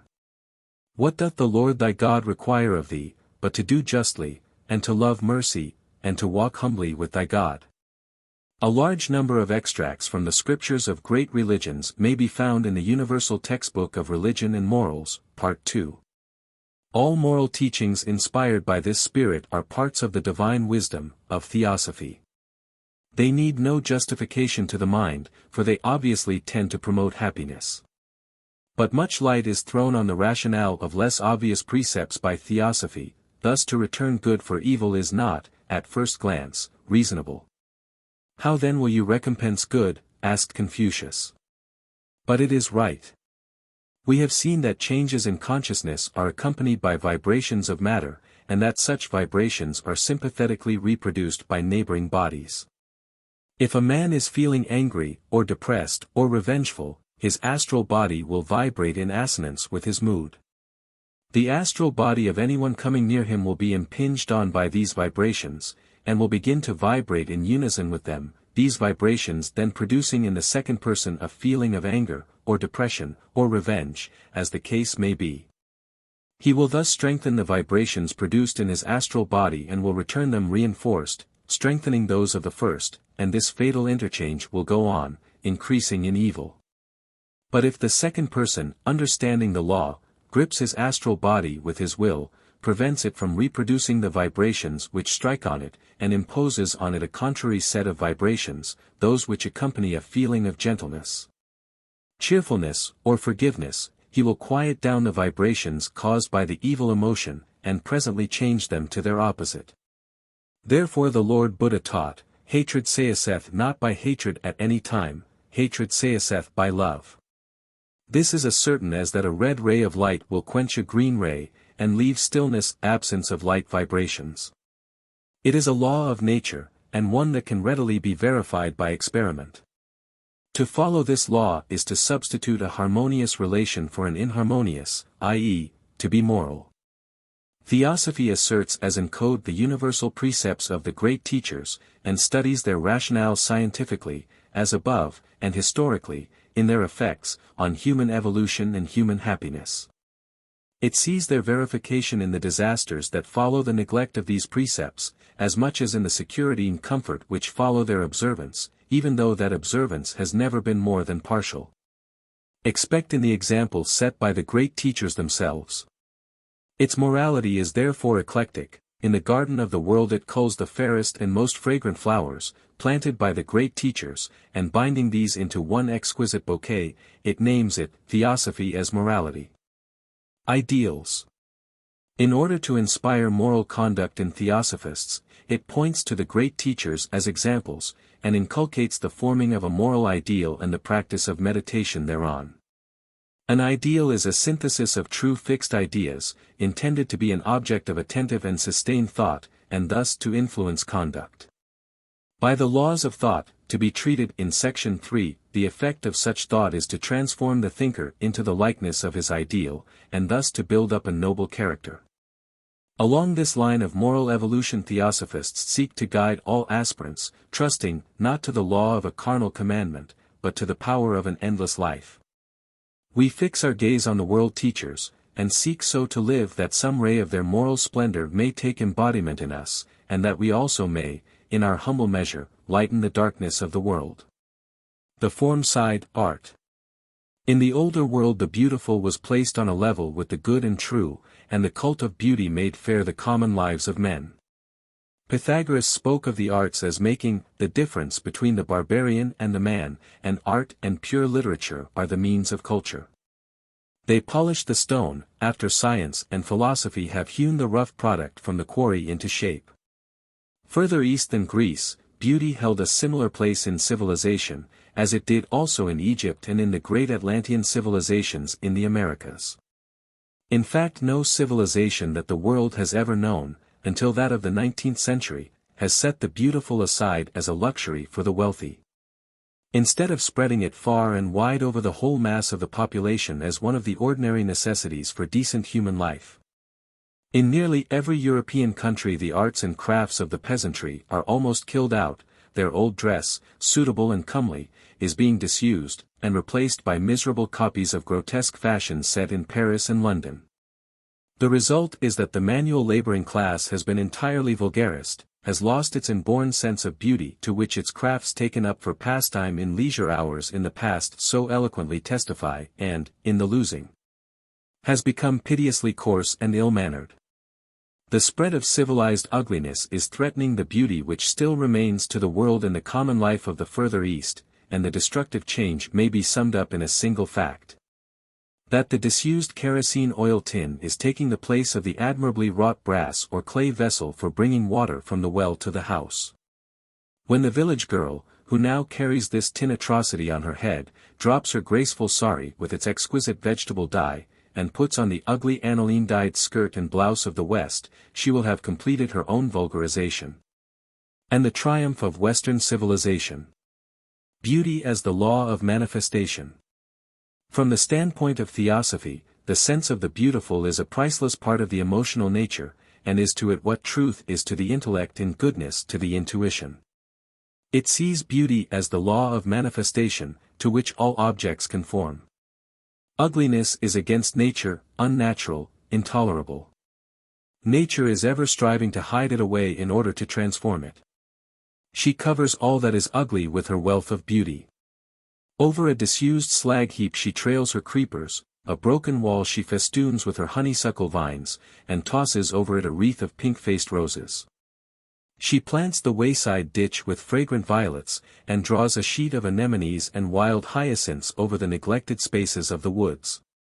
With her myriad voices she preaches that beauty is the essential condition of divine, and therefore of all perfect work. Religion has ever been the foster mother of art. The Egyptian faith gave Philae to the world. Modern civilization has drowned it. Hinduism gave the mighty fanes of Madura and Chidambaran, Greece gave the Parthenon and many another gem, Islam gave the Alhambra, the Pearl Mosque, and the Taj Mahal, Christianity the noble Gothic cathedrals, to say nothing of the music, painting, sculpture, oratory, that have glorified the life of man. Art is unthinkable without religion. The most exquisite architecture has been devised for temples, and on them other buildings have been modeled. It has decayed. It is because religion has passed so much out of ordinary life, and with the lack of inspiration art has become imitative instead of creative.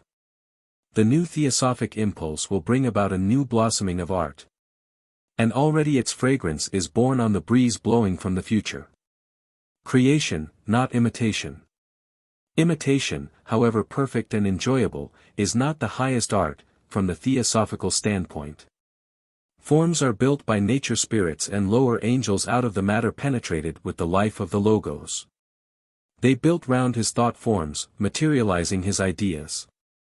Looking at an exquisite flower, we, who are human, can see a little more of the divine thought in it than the less developed nature spirit could see and embody. But the artist, he can see far more than we. He sees the many-sided thought of which the flower form is only a facet. He sees the ideal, and it is that which we ask him to show us. Raphael painted a woman with a child in her arms. We have seen many women carrying their infant sons. But the painter of the San Sisto Madonna saw the ideal mother and child, infinite tenderness and protection in the mother, exquisite sweetness and candid simplicity in the child. He saw not only mother and child, but motherhood and childhood, the eternal perfection of the idea, and he painted it for the wonder and the love of every succeeding generation.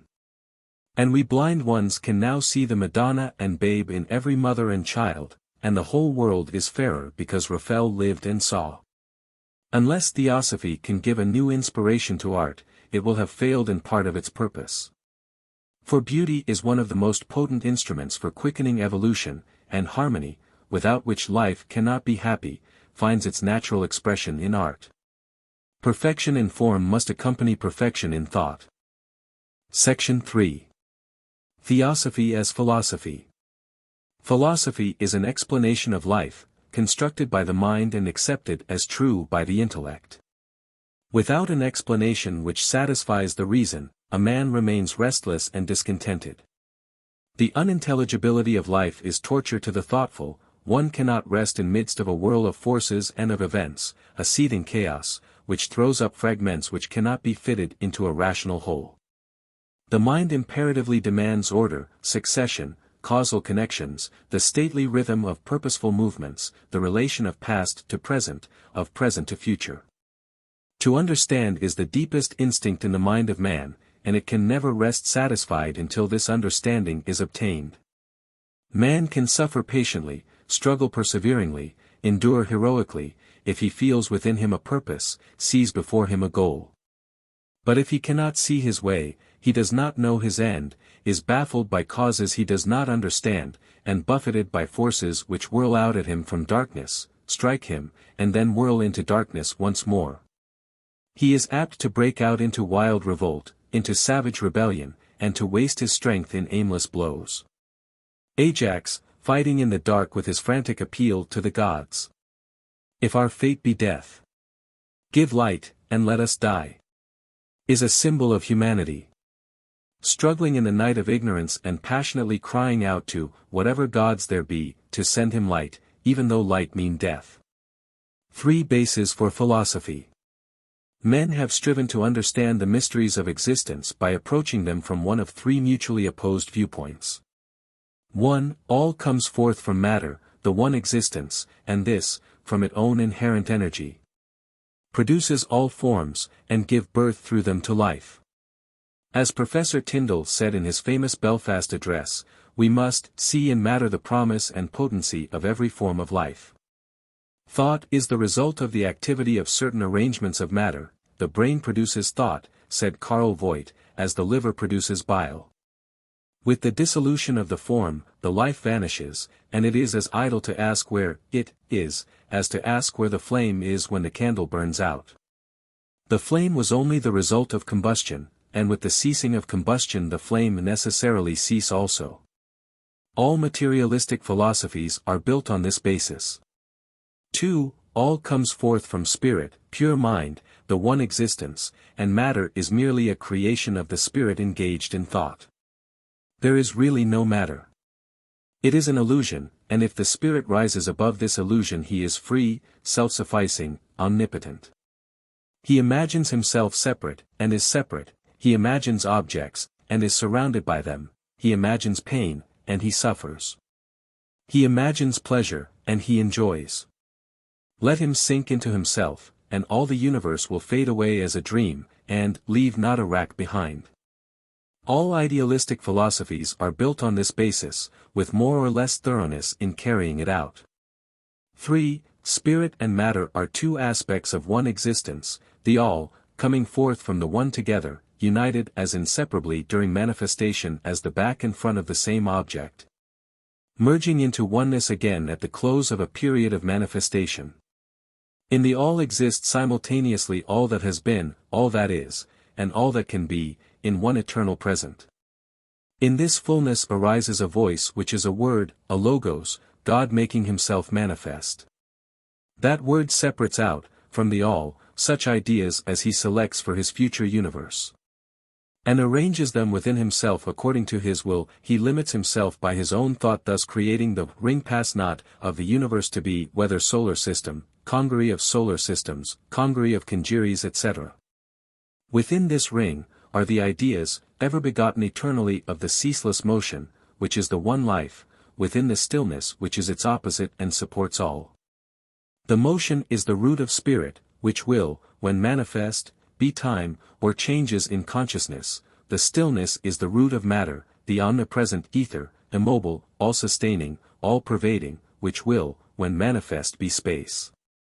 All theosophic philosophies are built on this basis, spirit and matter being regarded as two manifested aspects of the one absolute, out of time and space. The method of putting these truths will differ much with different thinkers. H.P. Blavatsky has presented them with great force, but with some obscurity of language, in the beginning of the Secret Doctrine.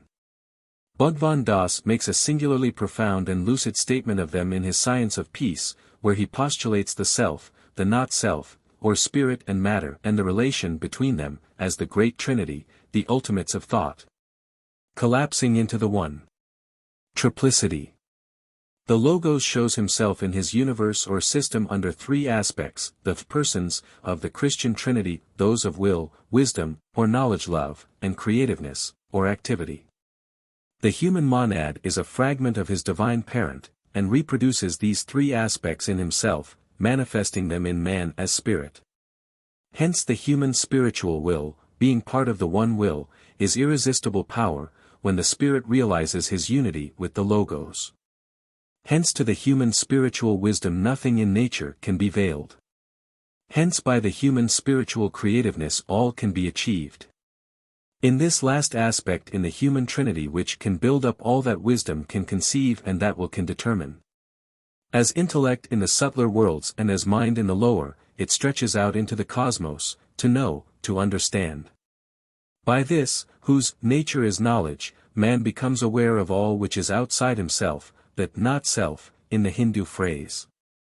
We have seen that by the use of bodies man may know the outer universe, and consciousness may become aware of its environment. Beginning, to borrow Meyer's terminology, with the knowledge of its own earth, as the planetary consciousness, it may stretch out to a knowledge of its universe, as the cosmic consciousness.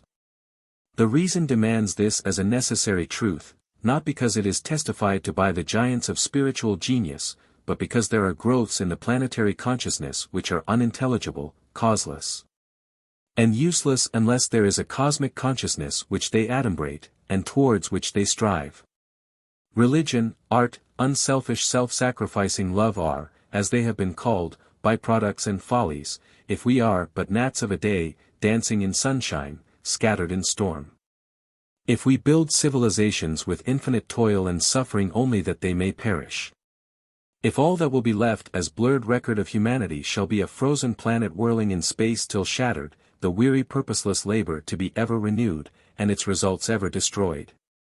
To the theosophic philosophy man is an eternal spiritual intelligence, whose root is in God, and his countless activities develop his own inherent powers, which none can annihilate unless he himself casts any away as of no further use to him. And even then they remain in the eternal memory.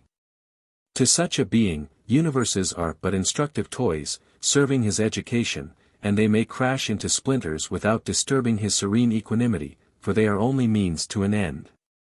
The universe as a treadmill, grinding out nothing, makes existence a burden, life a perpetual punishment, leaving us not even an imposer of the burden whose pity we might move, or a judge to whose clemency we might appeal to mitigate the punishment. Theosophy sees man as an unfolding power, going from strength to strength, erring only that he may learn, suffering only that he may grow strong, a radiant, rejoicing, victorious life, whose growth and splendor have no limit.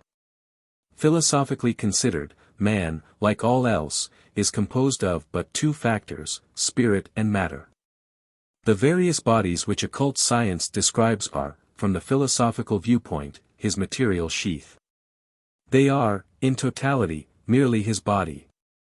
Man is a spiritual intelligence in a body. The constituents which go to form this body, physical, emotional, mental, intellectual, intuitional, spiritual forms of matter, are no more germane to the study than are the solids, liquids, gases, and ethers that compose the physical body of man. Thought power.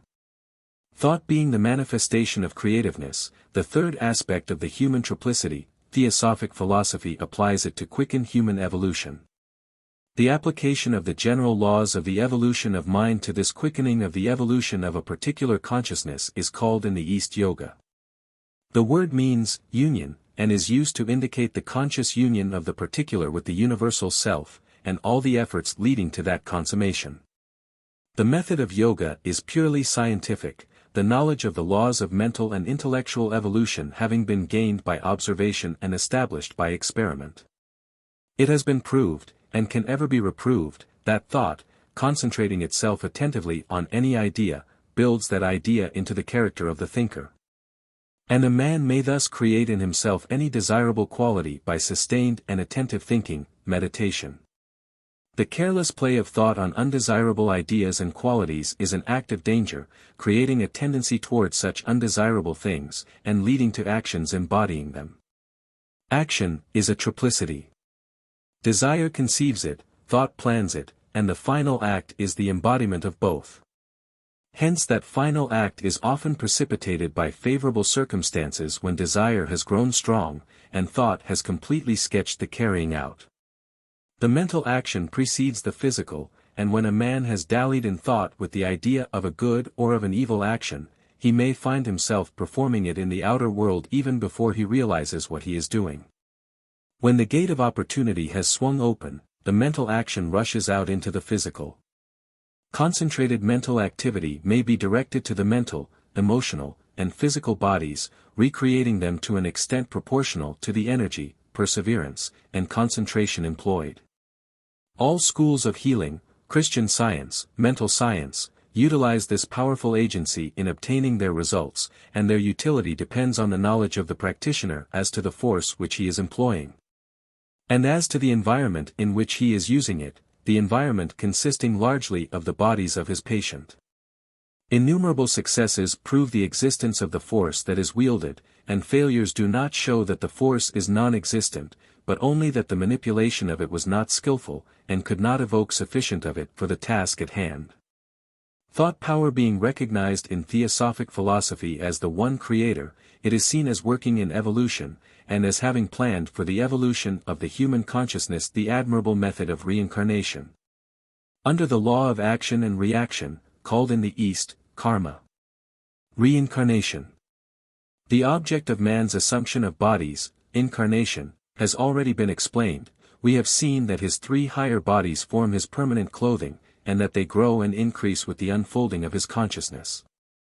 We have seen also that the three lower bodies are temporary, existing through a definite life cycle, spent by him in three worlds, the earth, the intermediate world, and heaven. With his return to the earth he assumes new bodies, and this is reincarnation. The necessity for this lies in the comparative density of the matter of which the lower worlds are composed. The bodies made of this can only grow and expand within certain limits, far narrower than those which belong to the subtler bodies. Stretched beyond these, by the constant unfolding of consciousness, they lose their elasticity, and can no longer be used. Moreover, they grow old by this constant stretching, and wear out. When the consciousness, at the end of a cycle of growth, has definitely established itself in its new stage of evolution. It needs new bodies shaped for the expression of its enhanced powers.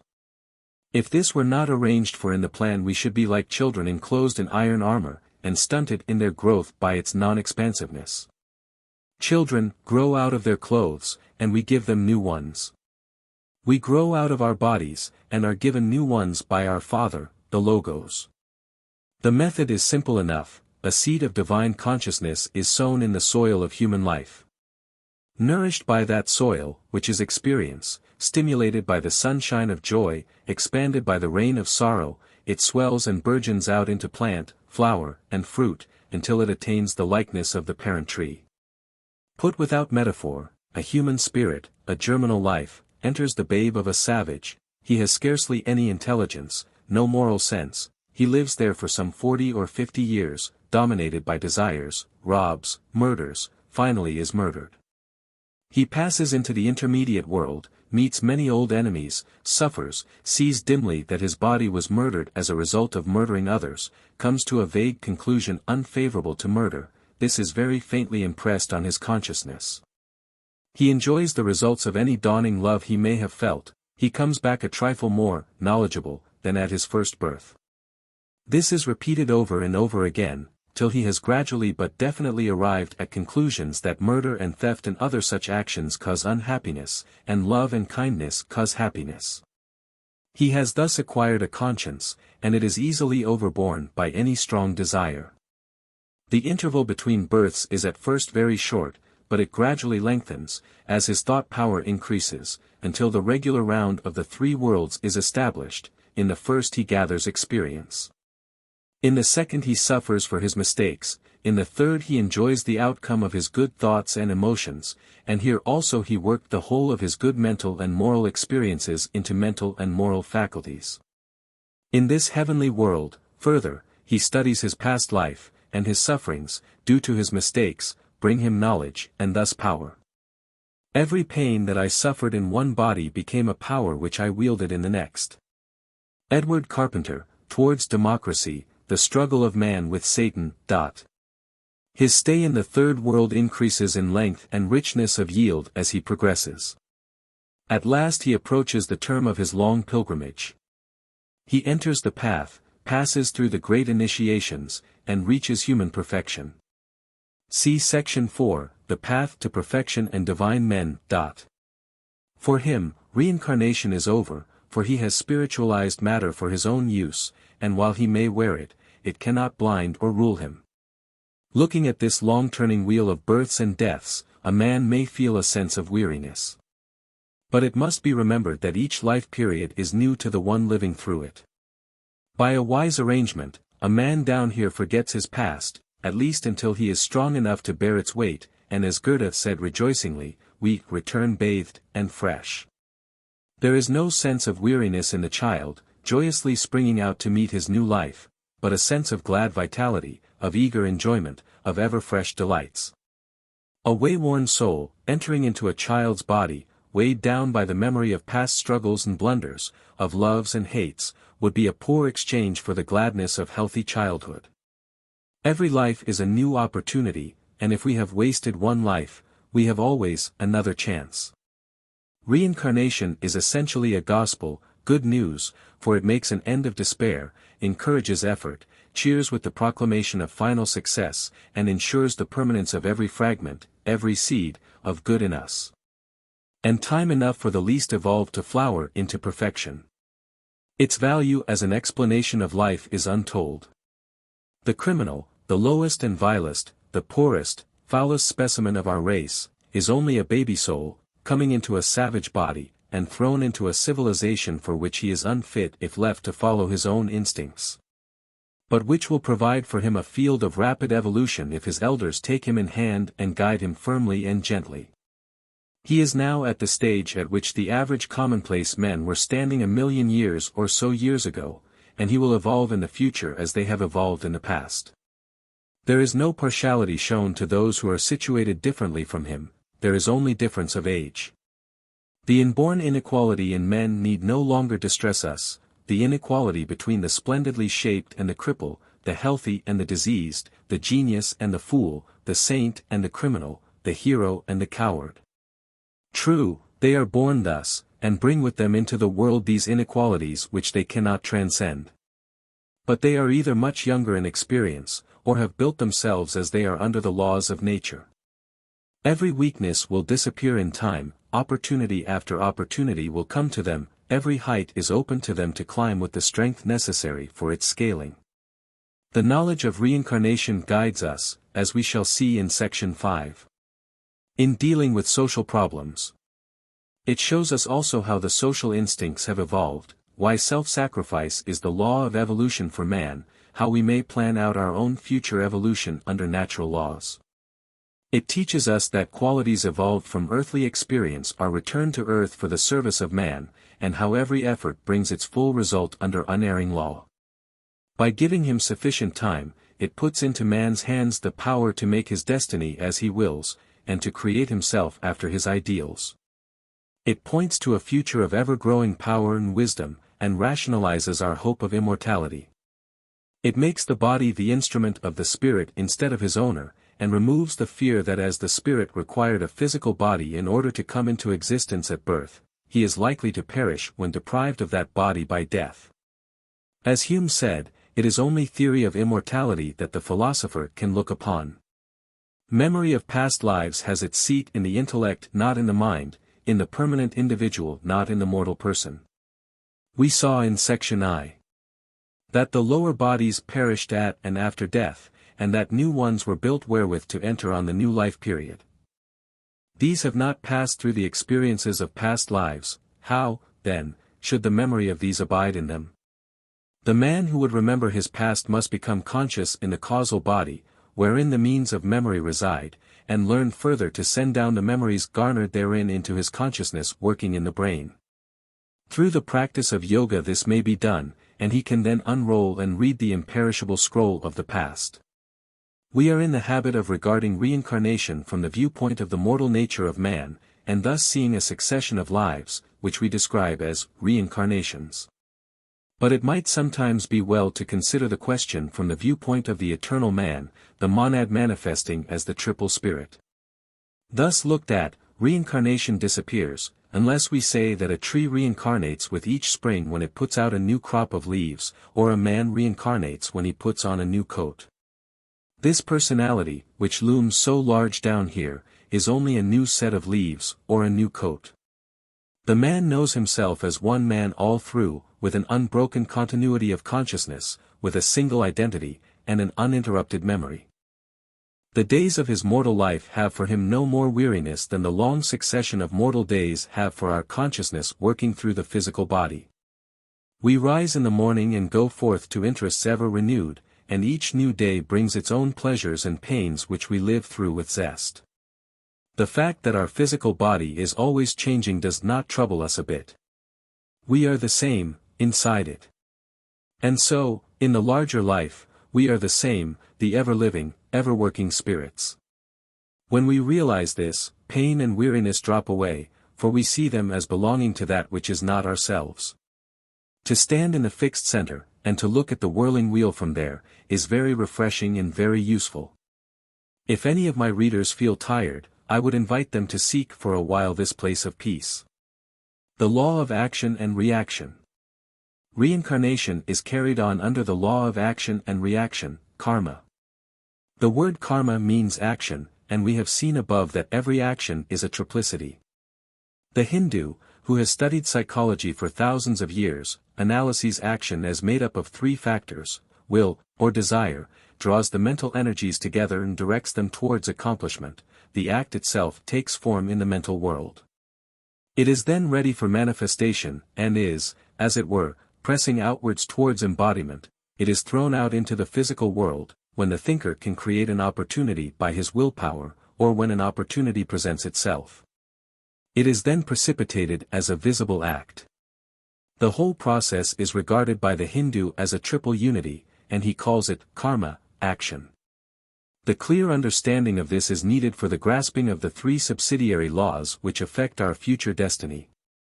But first it is necessary to realize that karma is a law of nature, and not an arbitrary enactment which may be changed at will, and that it brings about results, but does not reward or punish. A law of nature is not a command, but a relation, an invariable sequence. It does not reward or punish, but yields invariable, and therefore foreseeable, results. It may be stated generally as follows: where A and B are in a certain relation to each other, C will follow. Suppose we object to C, we must keep A and B out of that relation. Nature does not say, you must have C. You must have it, if A and B are in a certain relation to each other, but if you can keep A and B out of that relation by any device, by the interposition of some force, some obstacle, C will not appear.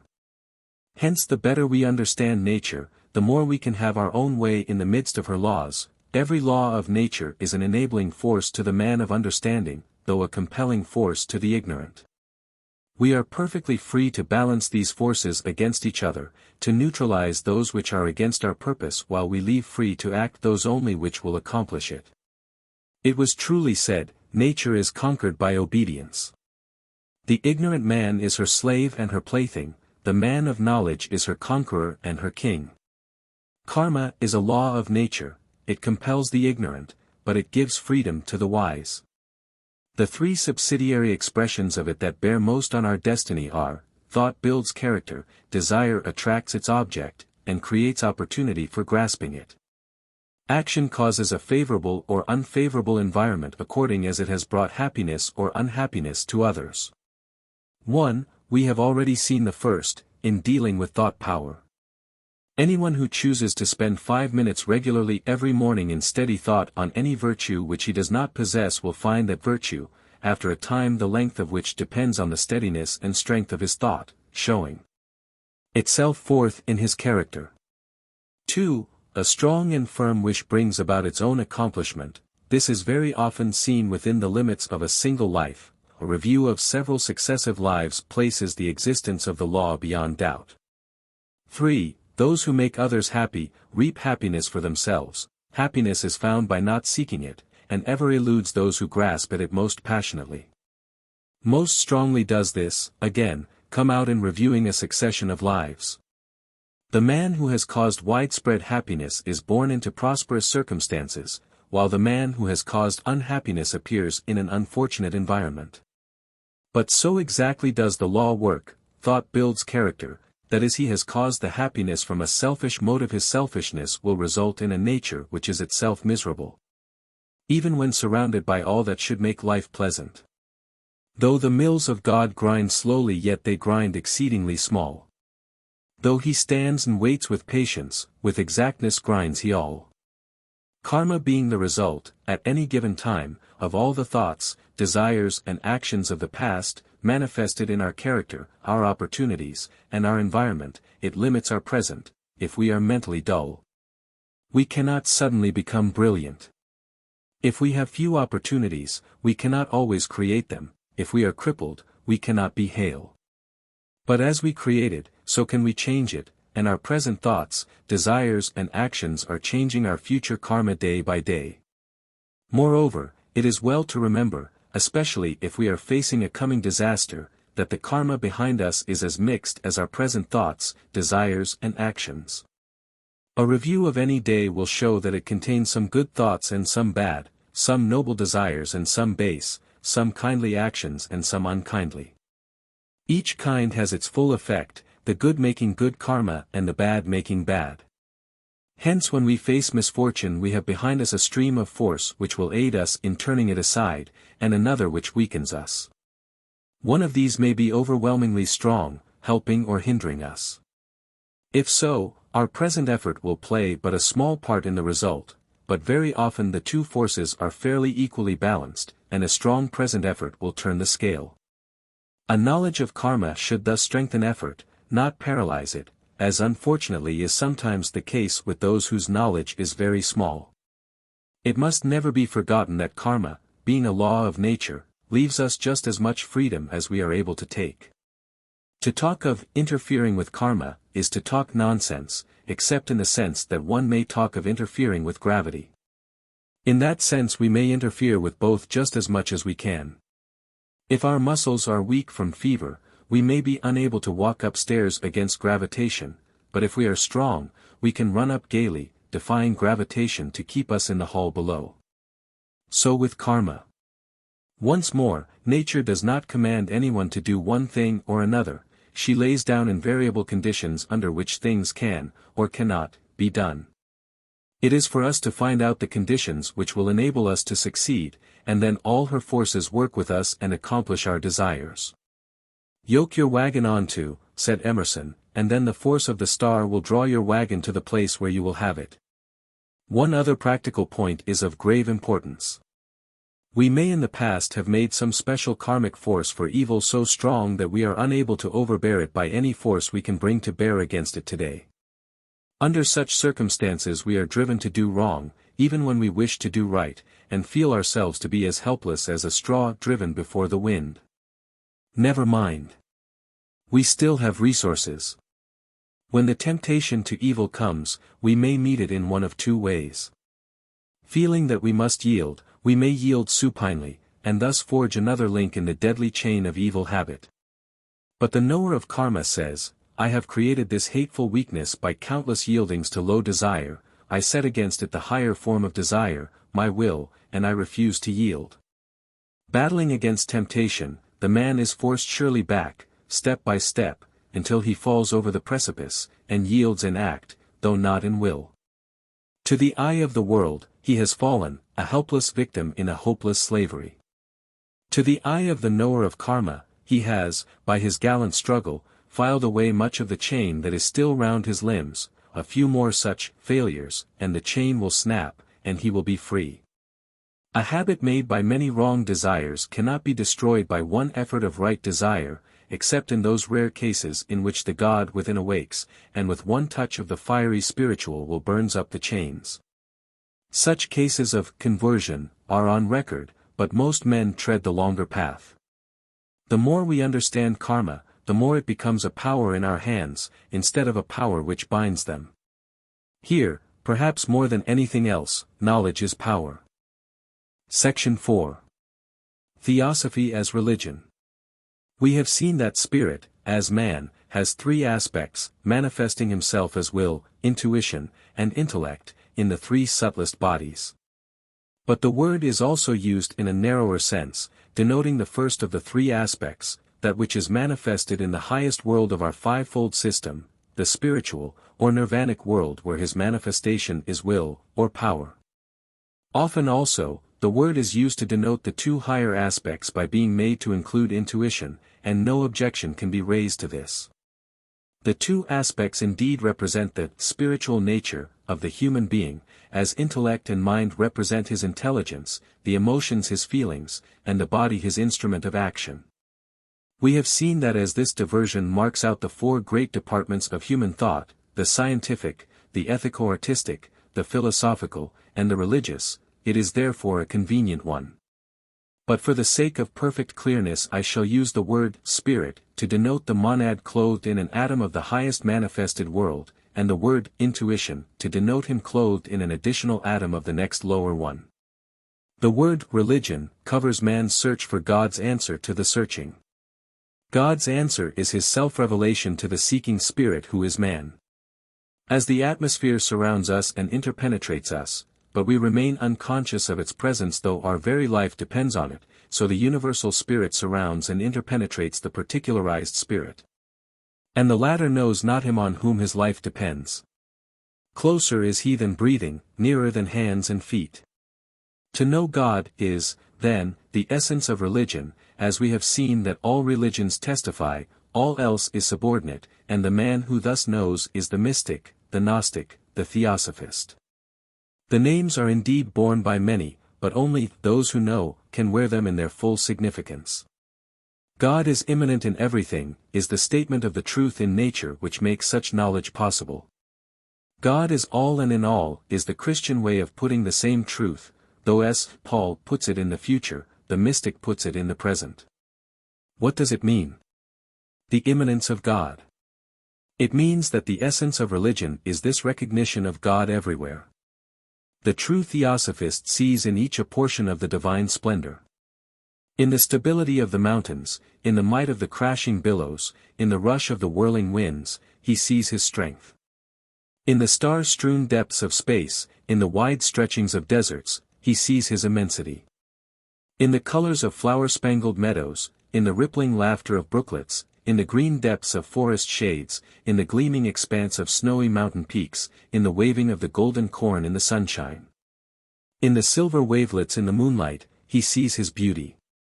In the sweet shy smile of the maiden wooed in her dawning, in the eager kiss of the lover who claims her as his bride, in the tender eyes of the wife as they rest on the husband, in the answering glance of the husband caressing the wife. In the laughing lips of the child joyous in play, in the warm protecting care of the father and mother, in the steadfast devotion of friend to friend, in the leal fidelity of comrade to comrade, he sees his love. This is the recollectedness of the mystic, and is the true meaning of the word mistranslated, fear, which is the beginning of wisdom. To realize this, and thus to know oneself to be one with God, is the aim of Theosophy, as of all true religion.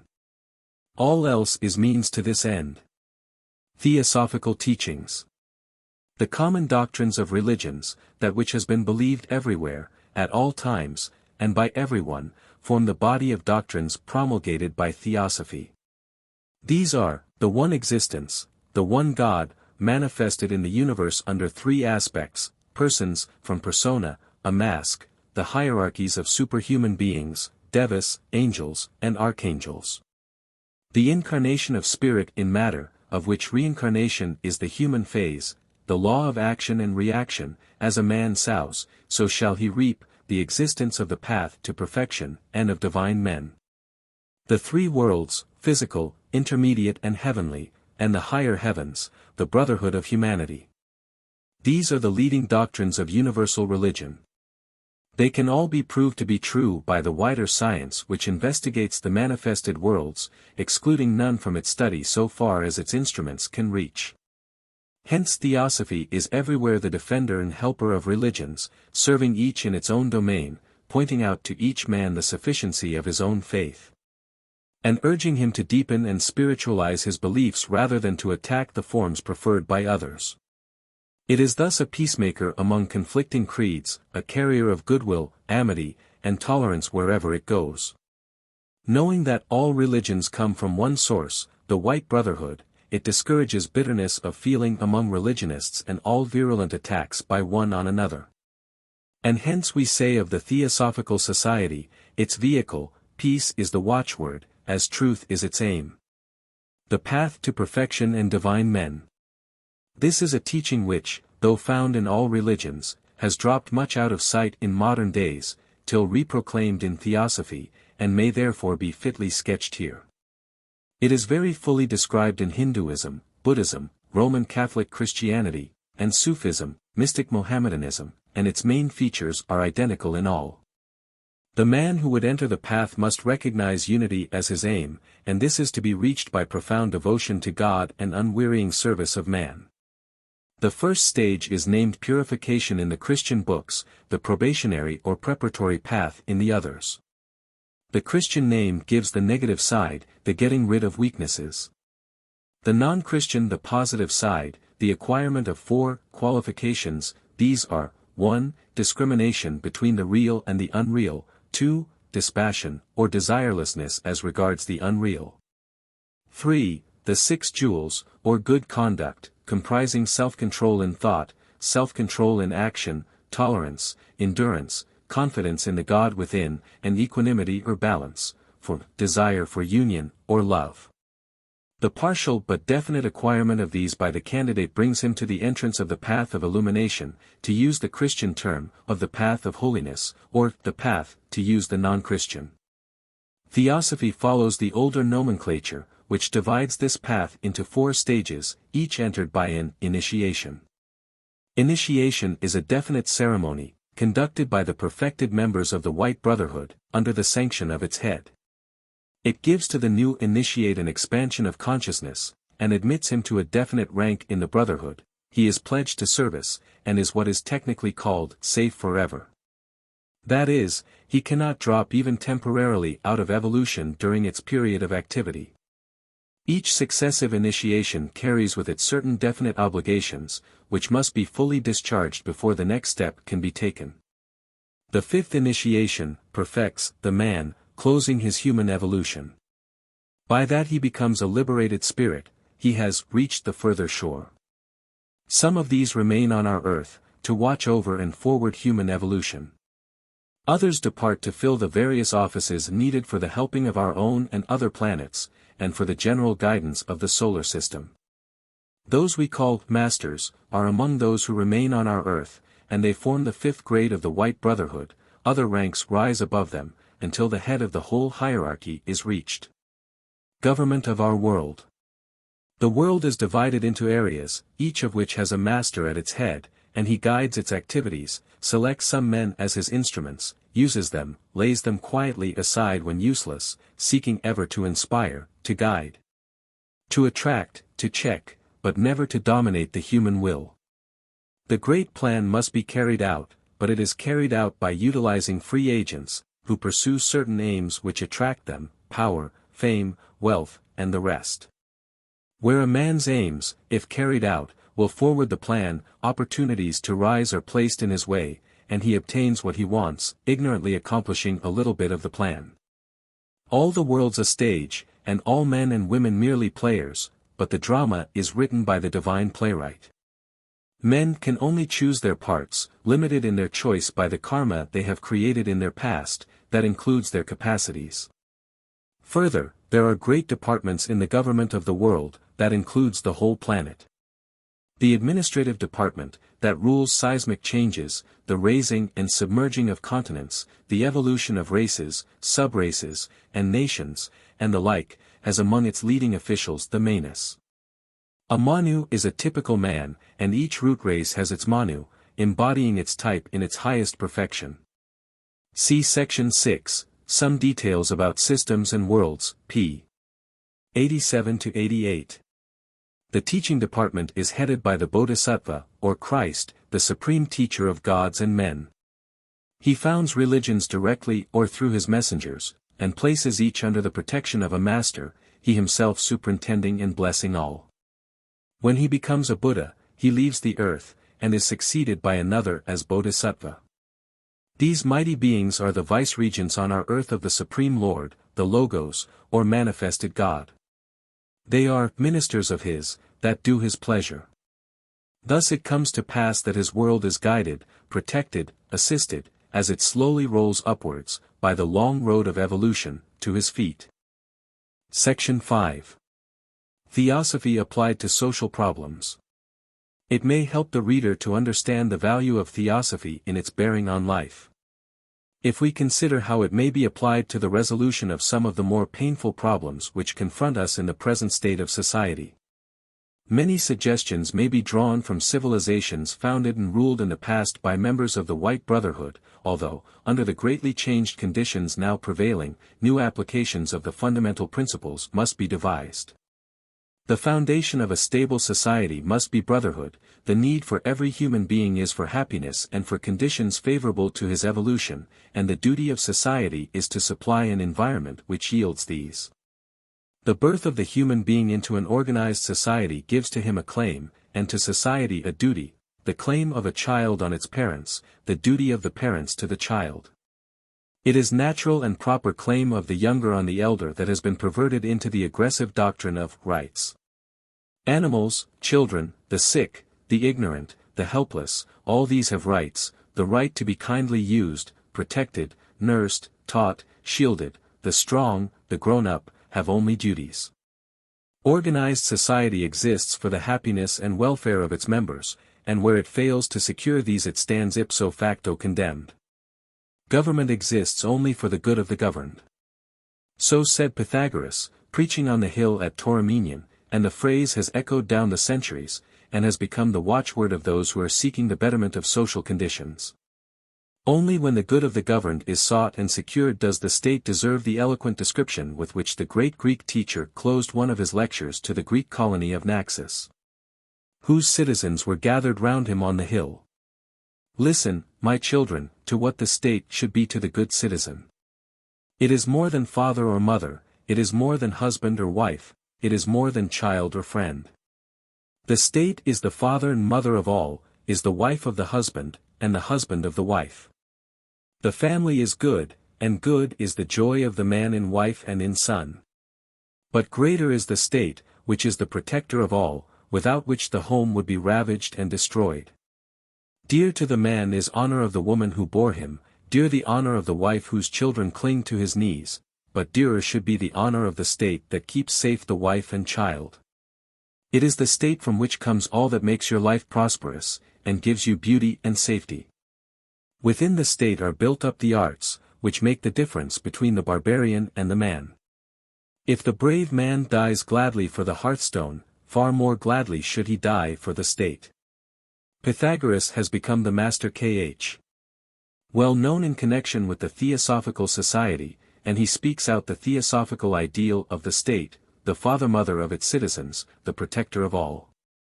The duty of the state, of organized society, is to secure to every one of its members at least the minimum of welfare, of food, clothing, shelter, education, leisure, which will enable each to develop to the full the faculties which he brought with him into the world.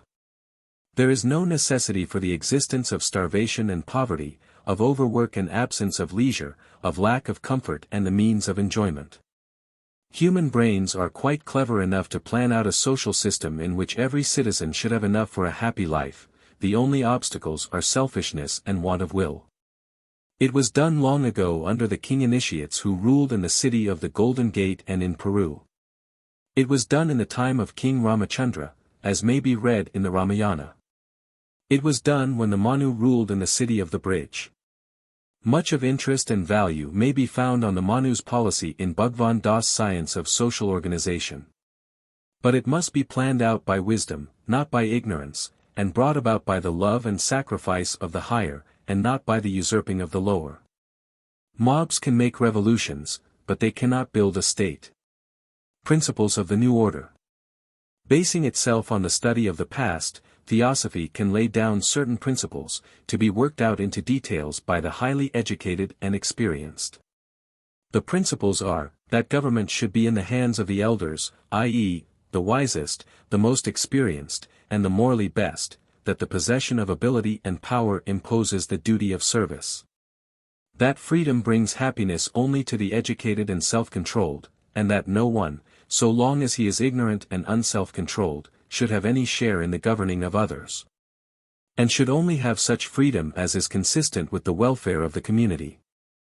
That the life of such a one should be rendered as happy and useful as possible, under discipline until he is fit to run alone, so that his evolution may be quickened. That cooperation, mutual aid, should be substituted for competition, mutual struggle, that the fewer resources a man has within himself, the more means of outer enjoyment should be placed within his reach by society. Suggestions. The suggestions which follow are the results of my own study of what has been done in the past, and of my own thought on present conditions. They are only suggestions, and many theosophists might disagree with them. My only wish is to indicate a line of change consonant with theosophical ideas. Brotherhood imperatively demands fundamental social changes, and the rapid growth of unrest justified by the conditions of the classes that live by manual labor, will force a change ere long. The only question is whether the change shall be brought about by open-eyed wisdom or by blind suffering. At present, society is engaged in trying the latter plan. The land of a country should be used to support 1. The ruler, his counselors, officials of every grade, the administration of justice, the maintenance of internal order and of national defense. 2. Religion, education, amusement, pensions, and the care of the sick. 3. All who are not included under 1, and 2, and who gain their livelihood by manual labor in production and distribution. Education, free and universal, should be the only work of the period between 7 and 21 years of age, so that the youths of both sexes should, on reaching manhood and womanhood, be ready to become dutiful and useful citizens. With their faculties well developed, so that they would be capable of leading an honorable, self-supporting and self-respecting life. The working life, and all should work in one of the three above-mentioned divisions, should last from 21 to 50 years of age, unless a shorter term should be found sufficient for the support of the nation. During the remainder of the life, the citizen should be in receipt of a pension, the result of the accumulated surplus of his working years, and therefore a repayment, not a gift. He should be free to devote himself to any pursuit he pleased. Production and distribution should be organized by such men as make the huge fortunes now becoming so numerous, and after full provision for all concerned in the producing and distributing, the surplus profits should go to 1, and 2. Chiefly to the latter. The organization of industry should be governed by the idea that labor should be rendered as little burdensome as possible by healthy conditions and by the substitution of machinery for human beings in all unpleasant and dangerous work, mining, drainage, and the like. Where unpleasant forms of human labor are necessary for the welfare of the community, the hours of labor should be shortened in proportion to the disagreeableness of the task, without any diminution of pay. If the scavenger, for instance, is to lead a human life, as much of his work as can be done by machinery should thus be performed. For the rest, his hours should be very short, his pay good, since the health of the community depends on him, and recreation, some refining and educative, some purely amusing, should be readily available within his reach. He is an active hand of nature, helping her in her constant task of transforming the foul and the dangerous into the nourishment of new life and new beauty. He should be regarded as said on page 34, not as a drudge but as a co-worker with God. It is said that he is coarse, repellent. So much the more shame for us, the refined and attractive, who profit by his work, and have made him what he is by our selfishness, our indifference, and our neglect. The doctrine of reincarnation applied to education, leads us to see in the child an ego who has come into our care during the time of the growth of his body, to be helped in training it for the purpose for which he has returned to earth. Recognizing that in the ego himself are enshrined all the powers accumulated in past lives, and that the germs of these are planted in the new mental body, we feel the full force of Plato's famous phrase, that all knowledge is reminiscence, and seek to draw out of the ego that which he knows, that he may stimulate the germinal mental faculties, and so impress the plastic brain. We do not regard the child body as belonging to us, parents or teachers, but as belonging to the ego, and we see it to be our duty to help him in gaining full possession of it, to work from outside while he works from within, and to follow out any indication given him as to the best line of study, the easiest road to progress. We jibe to the child the greatest liberty compatible with his physical, moral, and mental safety, and in everything try to understand and help, not to coerce. The detailed application of these principles may be read in an admirable little book on education and service, by Alcyone. Reincarnation, applied to the treatment of criminals and of the undeveloped class which is ever on the verge of crime, suggests a policy wholly different from that of our present society, which gives them complete liberty to do as they like, punishes them when they commit a legal offense, restores them to liberty after a varying term of jail, and so gives them a life of alternating freedom and imprisonment, transforming them into habitual criminals, and handing them over finally to the divine mercy, man having failed to do any good with them. That which follows is the immediate treatment of the criminal as he is. We hope later, to eliminate the type. In the light of reincarnation I suggest that the congenital criminal is a savage, come to us as to a school, and that it is our business to treat him as the intellectual and moral baby which he is, and to restrain the wild beast in him from doing harm. These people, and the almost criminal class above them, are recognizable from birth, and they should be segregated in small special schools, given such elementary education as they can assimilate, be treated kindly and firmly, have many games, and be taught a rough form of manual labor. The teachers in these schools should be volunteers from the higher social classes, willing to teach and play with the boys, and capable of arousing in them a feeling of admiration, attachment, and loyalty, which would evoke obedience. They must be with those who are obviously their superiors if this is to be done. From these schools they should be drafted into small colonies, bright, pleasant villages, with shops, playground, music hall, and restaurant, ruled by men of the same type as before. They should have everything to make life pleasant, except freedom to make it mischievous and miserable. These colonies would supply gangs of laborers for all the rougher kinds of work, mining, road-making, porterage, scavengering, etc. Leaving the descent people now employed in these free for hire tasks. Some, the same congenital criminal, the raw savage, would remain under this kindly restraint for life, but they would go out of life far less of a savages than they were when they came into it. Some would respond to treatment, and would acquire sufficient industry and self-control to be ultimately set free. The chief difficulties would be innate rowdyism and idleness, for the criminal is a loafer, incapable of steady industry. The school would do something to improve him, and to do right would be made pleasant, while to be rowdy and idle would be made unpleasant. He that will not work neither shall he eat, is a sound maxim, for food is made by work, and he who, being able, refuses to make it has no claim to it. Checks might be given for each hour's work, exchangeable at the shops and restaurant for the necessaries of life, and the man could do as much or as little as he liked, the equivalent in necessaries and luxuries would be at his own choice.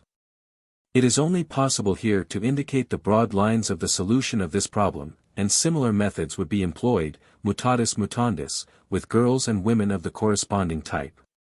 Karma, applied to the slums, would see in them magnets for the lowest types of incarnating spirits. It would be our wisdom, as it is our duty, to get rid of these foul spots, attractive only to the most undesirable of the incoming crowd. In the light of Theosophy, it is the duty of the elders to plan out, and gradually to construct, towns of descent dwellings with sufficient interspaces, to which should be transplanted the dwellers in the slums. These poison spots must be pulled down, and the soil, sodden with the filth of generations, should be turned into gardens. The filth will then be changed into trees and flowers, whereas to build new houses on such soil is to invite disease.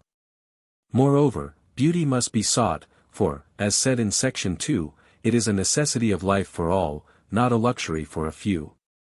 Beauty refines and cultivates, and reproduces itself in the forms and manners of those who live under its influences. Beauty in dress, in the home, in the town, is a crying need as an evolutionary force. It is not without significance that before the present age of machinery, when people were more surrounded by natural beauty than they are now, the clothes of people of every class were beautiful, as they still are in the East. It is natural to man to seek to express himself in beauty. It is only as he becomes far removed from nature, that he accepts with indifference ugliness in clothes and surroundings. Contrast the clothes seen in our slums with those seen in an Indian village. Volumes might be written on this theme of the application of Theosophy to life, but within our present limits the above must suffice. Section 6. A few details about systems and worlds. In section 3, the basic principle of the relation between spirit and matter was given. It may be interesting to consider some of its details. It is possible to see that the universal ether within our solar system, and presumably elsewhere, since there are many such systems, contains innumerable bubbles, exactly similar in appearance to bubbles arising within water, empty spaces, walled in only by the surrounding water. A soap bubble floating in the air is a tiny portion of air within a surrounding film of soapy water, but the bubbles in water are tiny portions of air within a mass of water, and have no limiting film. They are kept as bubbles by the pressure of water containing them. So these bubbles are kept as bubbles by the pressure of the surrounding ether, and as they cannot escape from this, they can only remain bubbles. They are holes in ether, as H.P. Blavatsky called them long ago, holes in space, and she said that they were made by Fohat, the power of the supreme logos. Ancient books similarly speak of the great breath as their cause. The analogy is obvious, since bubbles may be produced by breathing into water. A French scientist, quoted by Mr. Leadbeater, a textbook on Theosophy, says, "There is no matter, there are nothing but holes in the ether. But out of aggregations of these holes, all that we call matter is built up. The building of atoms by the first life wave. The logos of a solar system enclose a huge fragment of the universal ether, thus bubble-filled within his before-mentioned ringpass-knot. The bubbles are visible to sight of the third spiritual sphere, and one can see that he sets up a great whirl of force, which sweeps the bubbles together into a huge mass. The third aspect of the logos is the creative, and through this he sends forth the first life wave, as it is called, which builds the bubbles into atoms, later aggregates atoms into molecules, and finally builds these into the 6 familiar sets of combinations, which in the physical world are called subatomic, superetheric, etheric, gaseous, liquid, and solid. These original separate bubbles form the matter of the divine sphere, while that of the monadic sphere is made of groupings of the bubbles into atoms, these being formed by an impulse of the life wave of creative thought, causing minute vortices, each of which draws in 49 bubbles. Thus 2 interpenetrating worlds are formed, the divine and monadic, the first of free bubbles, the second of some of these combined into atoms, each atom consisting of 49 bubbles. The second impulse from the life wave separates out a quantity of these 49 atom bubbles, dissociates them, and recombines them in vortices, each of which contains 49 superscript 2 bubbles, the atoms of the spiritual world. A third impulse separates a mass of these from the remainder, dissociates them, and recombines them in vortices, each of which contains 49 superscript 3 bubbles, the atoms of the intuitional world. A fourth impulse in similar fashion yields atoms of the mental world, containing 49 fourth bubbles. A fifth yields atoms of the astral world, containing 49 fifth bubbles, and a sixth builds the atoms of the physical world, each composed of 49 sixth bubbles. Thus are formed the interpenetrating spheres of 7 types of matter, each type being the atomic basis of a world composed entirely of combinations of its own particular atom. When this series of atoms was complete, the 7th impulse was sent forth, and this built aggregations of atoms, a vast number of different combinations. These again entered into further combinations with each other, in the process of many ages, a period of inconceivable length. During this time the glowing nebula gradually cooled, ultimately being broken up into a central sun, with various planets revolving round him as center. This is the vast work of the creative aspect of the solar logos, the Spirit of God, who moved upon the face of the waters, of ether, the axis of the whirling mountain which churned up the ocean, so that out of it living things might arise. The relation between atoms and consciousness. There is one point of great interest in the formation of atoms that ought not to be omitted. The life of the logos is the whirling force within the atom, that holds its component parts together. This life gives to the atom its distinctive quality, its essential nature, which is a particular mode of the divine consciousness. The Hindu calls this the tattva, literally the thatness.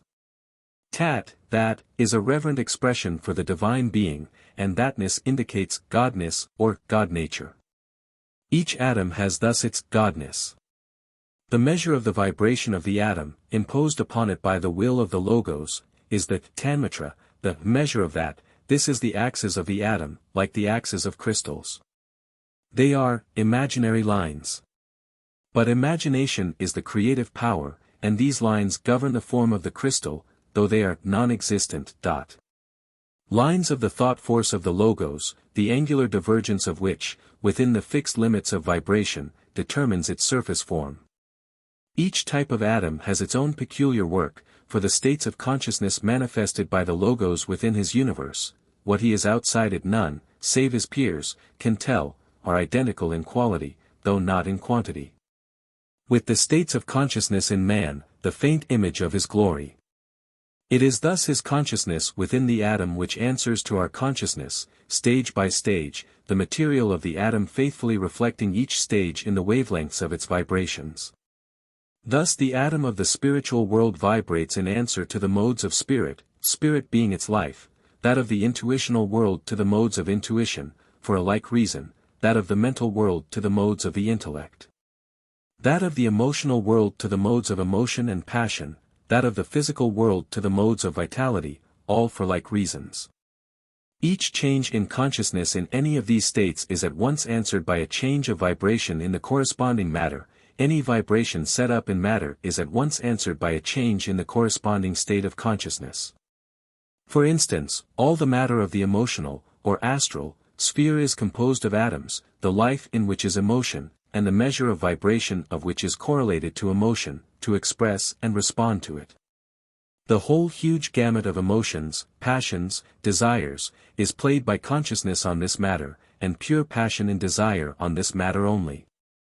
As emotion is a mingling of passion and thought, some mingling of thought matter enters into the expression of emotion. The matter of the mental sphere is made of atoms similarly connected with thought. The life is mentality, the measure of vibration is correlated to thought, to express and respond to it. As definitely as in the physical world the range of sounds lies within certain vibration numbers, and the range of colors within others, so can thoughts and passions only be expressed by matter which vibrates within certain limits. Chains.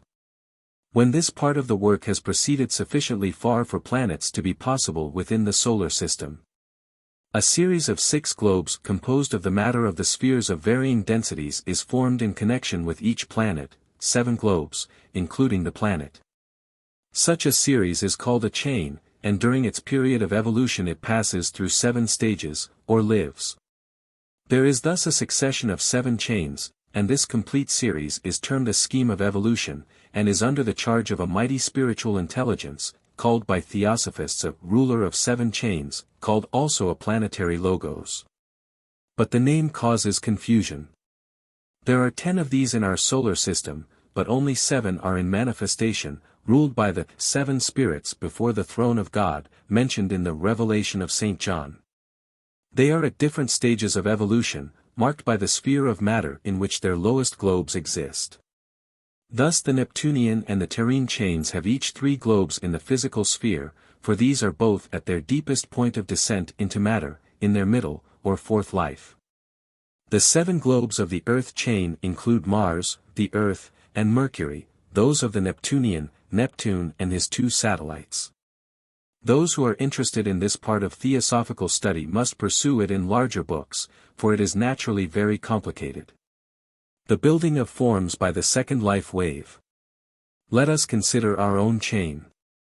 Evolution circles round a chain 7 times, and each of these cycles is appropriately called a round. The evolutionary force is called the second life wave, and it is the life which is sent out by the Logos through his second aspect of wisdom, the dual aspect, knowledge-love. Speaking generally, this life wave descends through the spheres of matter, causing ever-increasing differentiation, and then returns, causing reintegration into unity. Its first work is to give to matter certain qualities, fitting it to be materials for bodies. It pours itself into the 3 finer kinds of matter which form the higher mental sphere. Matter thus infused with the second life wave is called, when atomic, monadic essence, because it has become fit to be used to supply permanent atoms to monads, see section I, page 24, when non-atomic, i.e. molecular, matter is used, it is called elemental essence, a name borrowed from the writings of medieval occultists. It was borrowed by them on the matter of which the bodies of nature spirits were composed, for they spoke of these as elementals, dividing them into classes belonging to the elements of air, fire, water, and earth. The 3 higher levels of the mental sphere are, regarded as mental elemental essence, the first elemental kingdom. All abstract thought forms made of this, and a large and splendid host of angels, bodiless devas, have bodies composed of this matter. The 4 lower levels of the mental sphere, suffused by the second life wave, form the second elemental kingdom, of this are made the bodies of the lower angels, form devas. When the life wave enters the astral world, the atomic matter becomes astral monadic essence, and the molecular matter astral elemental essence, the third elemental kingdom. The bodies of the lowest angels, passion devas, and of very many nature spirits are composed of this. The life wave passes on into the physical world, and performs its accustomed task. The bodies of the lower nature spirits, fairies, gnomes, and the like, are made of the etheric matter thus suffused. The mineral kingdom is the turning point of density. There the second half of the work of the life wave proceeds, the building up of the bodies, plants, animals, and men, now on the ascending arc. The astral and mental bodies are also built of the elemental essence on this ascending arc.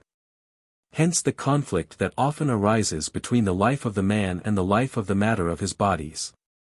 The latter is pressing downwards, seeking grosser and grosser embodiment, and sharper differentiation. The former is aspiring upwards, and is seeking unity. Paul naturally exclaims as to this conflict, I find another law in my members, warring against the law of my mind, and bringing me into captivity to the law of sin which is in my members. The man must bring the flesh into subjection, for its life is evolutionarily downwards, on the descending arc, and his is evolutionarily upwards, on the ascending arc, taking its way to the realization of spirit. The coming of the monad by the third life wave. The point at which man definitely individualizes, is when the monad and his ray, spirit, intuition, and intellect, who had been brooding over the evolving forms carried in the bosom of the second life wave, flashes downwards to meet the evolving embodied life, and the causal body is formed of the matter of the first elemental kingdom. On the higher levels of the mental sphere, the human monads are also born on a divine current, the third life wave, coming forth from the Logos through his first aspect. We see, then, that the Logos sends forth three mighty waves of his life, through his three aspects in succession, the first shapes and ensouls matter, the second imparts qualities and builds forms. The third carries down the human monad to unite with the forms prepared by the second. Root, races and sub-races. We must now narrow our attention to our own world. 3 times has evolution swept round the series of globes of which our Earth is the densest, 3 rounds lie behind us. The 4th sweep has come as far as our Earth, which is now evolving under its influence. Minerals, plants, animals, men, all evolve together, but we may confine ourselves to men. 7 root types of men evolve on our Earth during this stage of its life. Theosophists call these types root races, and each has its own special continent, or configuration of land. The first 2 root races have disappeared. Of the third, the Lemurian, which flourished on the continent of Lemuria, now beneath the Pacific Ocean for the most part, scarcely a pure specimen remains, the Negroes are its descendants from mixed marriages. The fourth, the Atlantean, spread over the earth from the continent of Atlantis, which united Western Europe and Africa with Eastern America. It built some of the mightiest civilizations the world has known, and the greater part of the world's inhabitants still belong to it. The fifth, the Aryan, leads humanity today. The sixth is in the womb of the future, but its continent is beginning its formation, and will occupy roughly, the Lemurian site. The islands now being thrown up in the northern Pacific are the indications of the commencement of a work which will demand hundreds of thousands of years for its accomplishment. The seventh lies far, far ahead. Each root race divides into 7 subraces. We have the 4th root race divided into the Remohal, the Tlavatli, Toltec, Turanian, Semitic, Akkadian, and Mongolian subraces. The 5th root race has so far produced 5 subraces, the Hindu, Arabian, Iranian, Celtic, and Teutonic. The 6th subrace is beginning to show itself in the United States. Each root race has, as the shaper of its type and the guardian of its evolution, a great being called a Manu.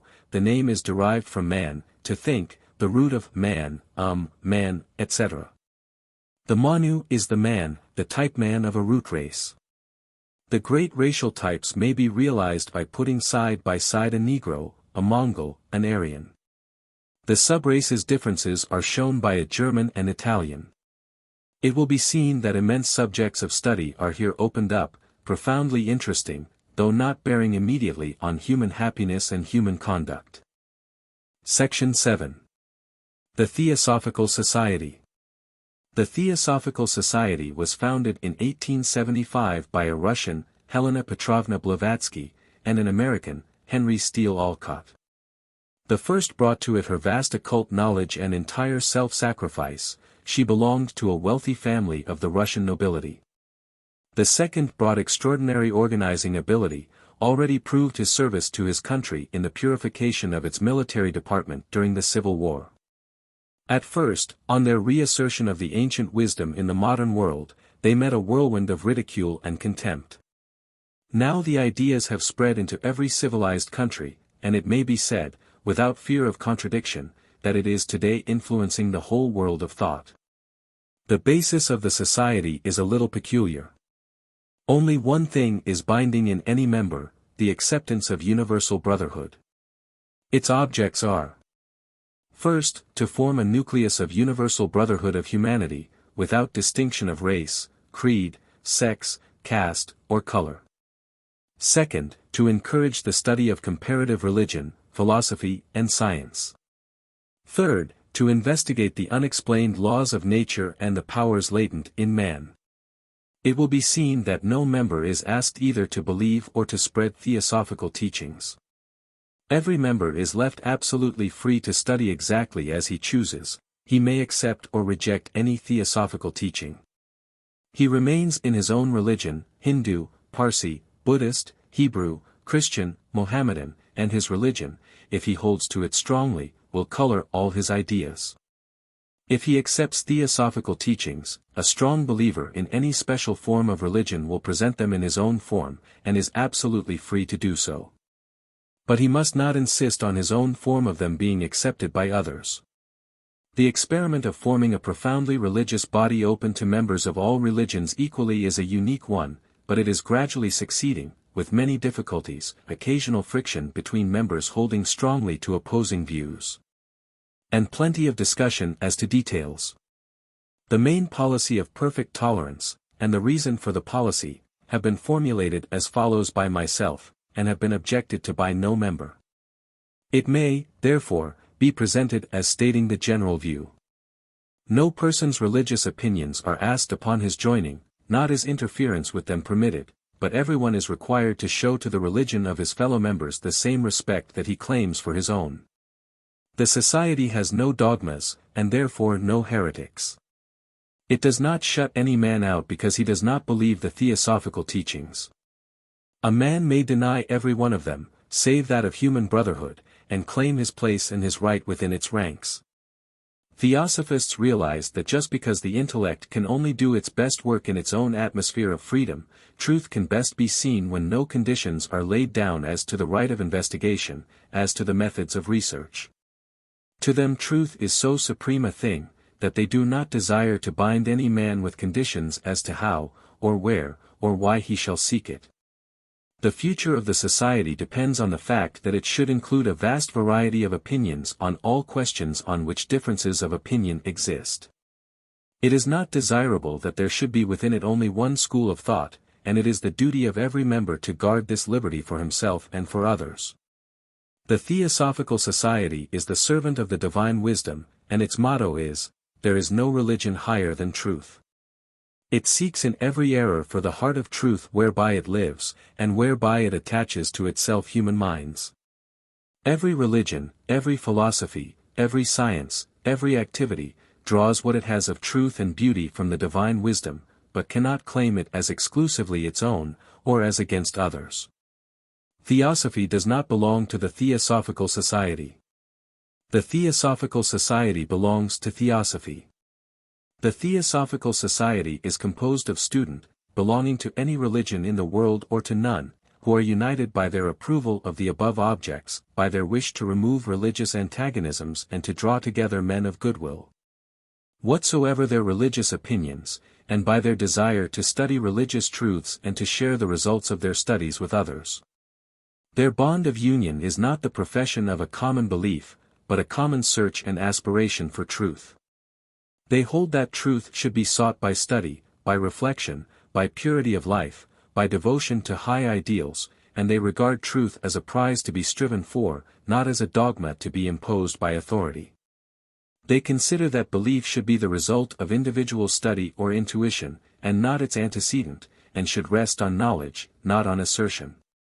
They extend tolerance to all, even to the intolerant, not as a privilege they bestow but as a duty they perform, and they seek to remove ignorance, not to punish it.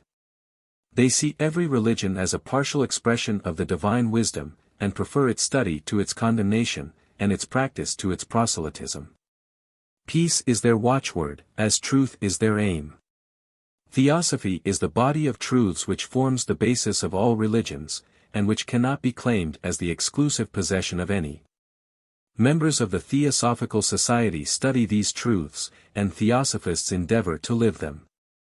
Everyone willing to study, to be tolerant, to aim high, and to work perseveringly, is welcomed as a member, and it rests with the member to become a true Theosophist.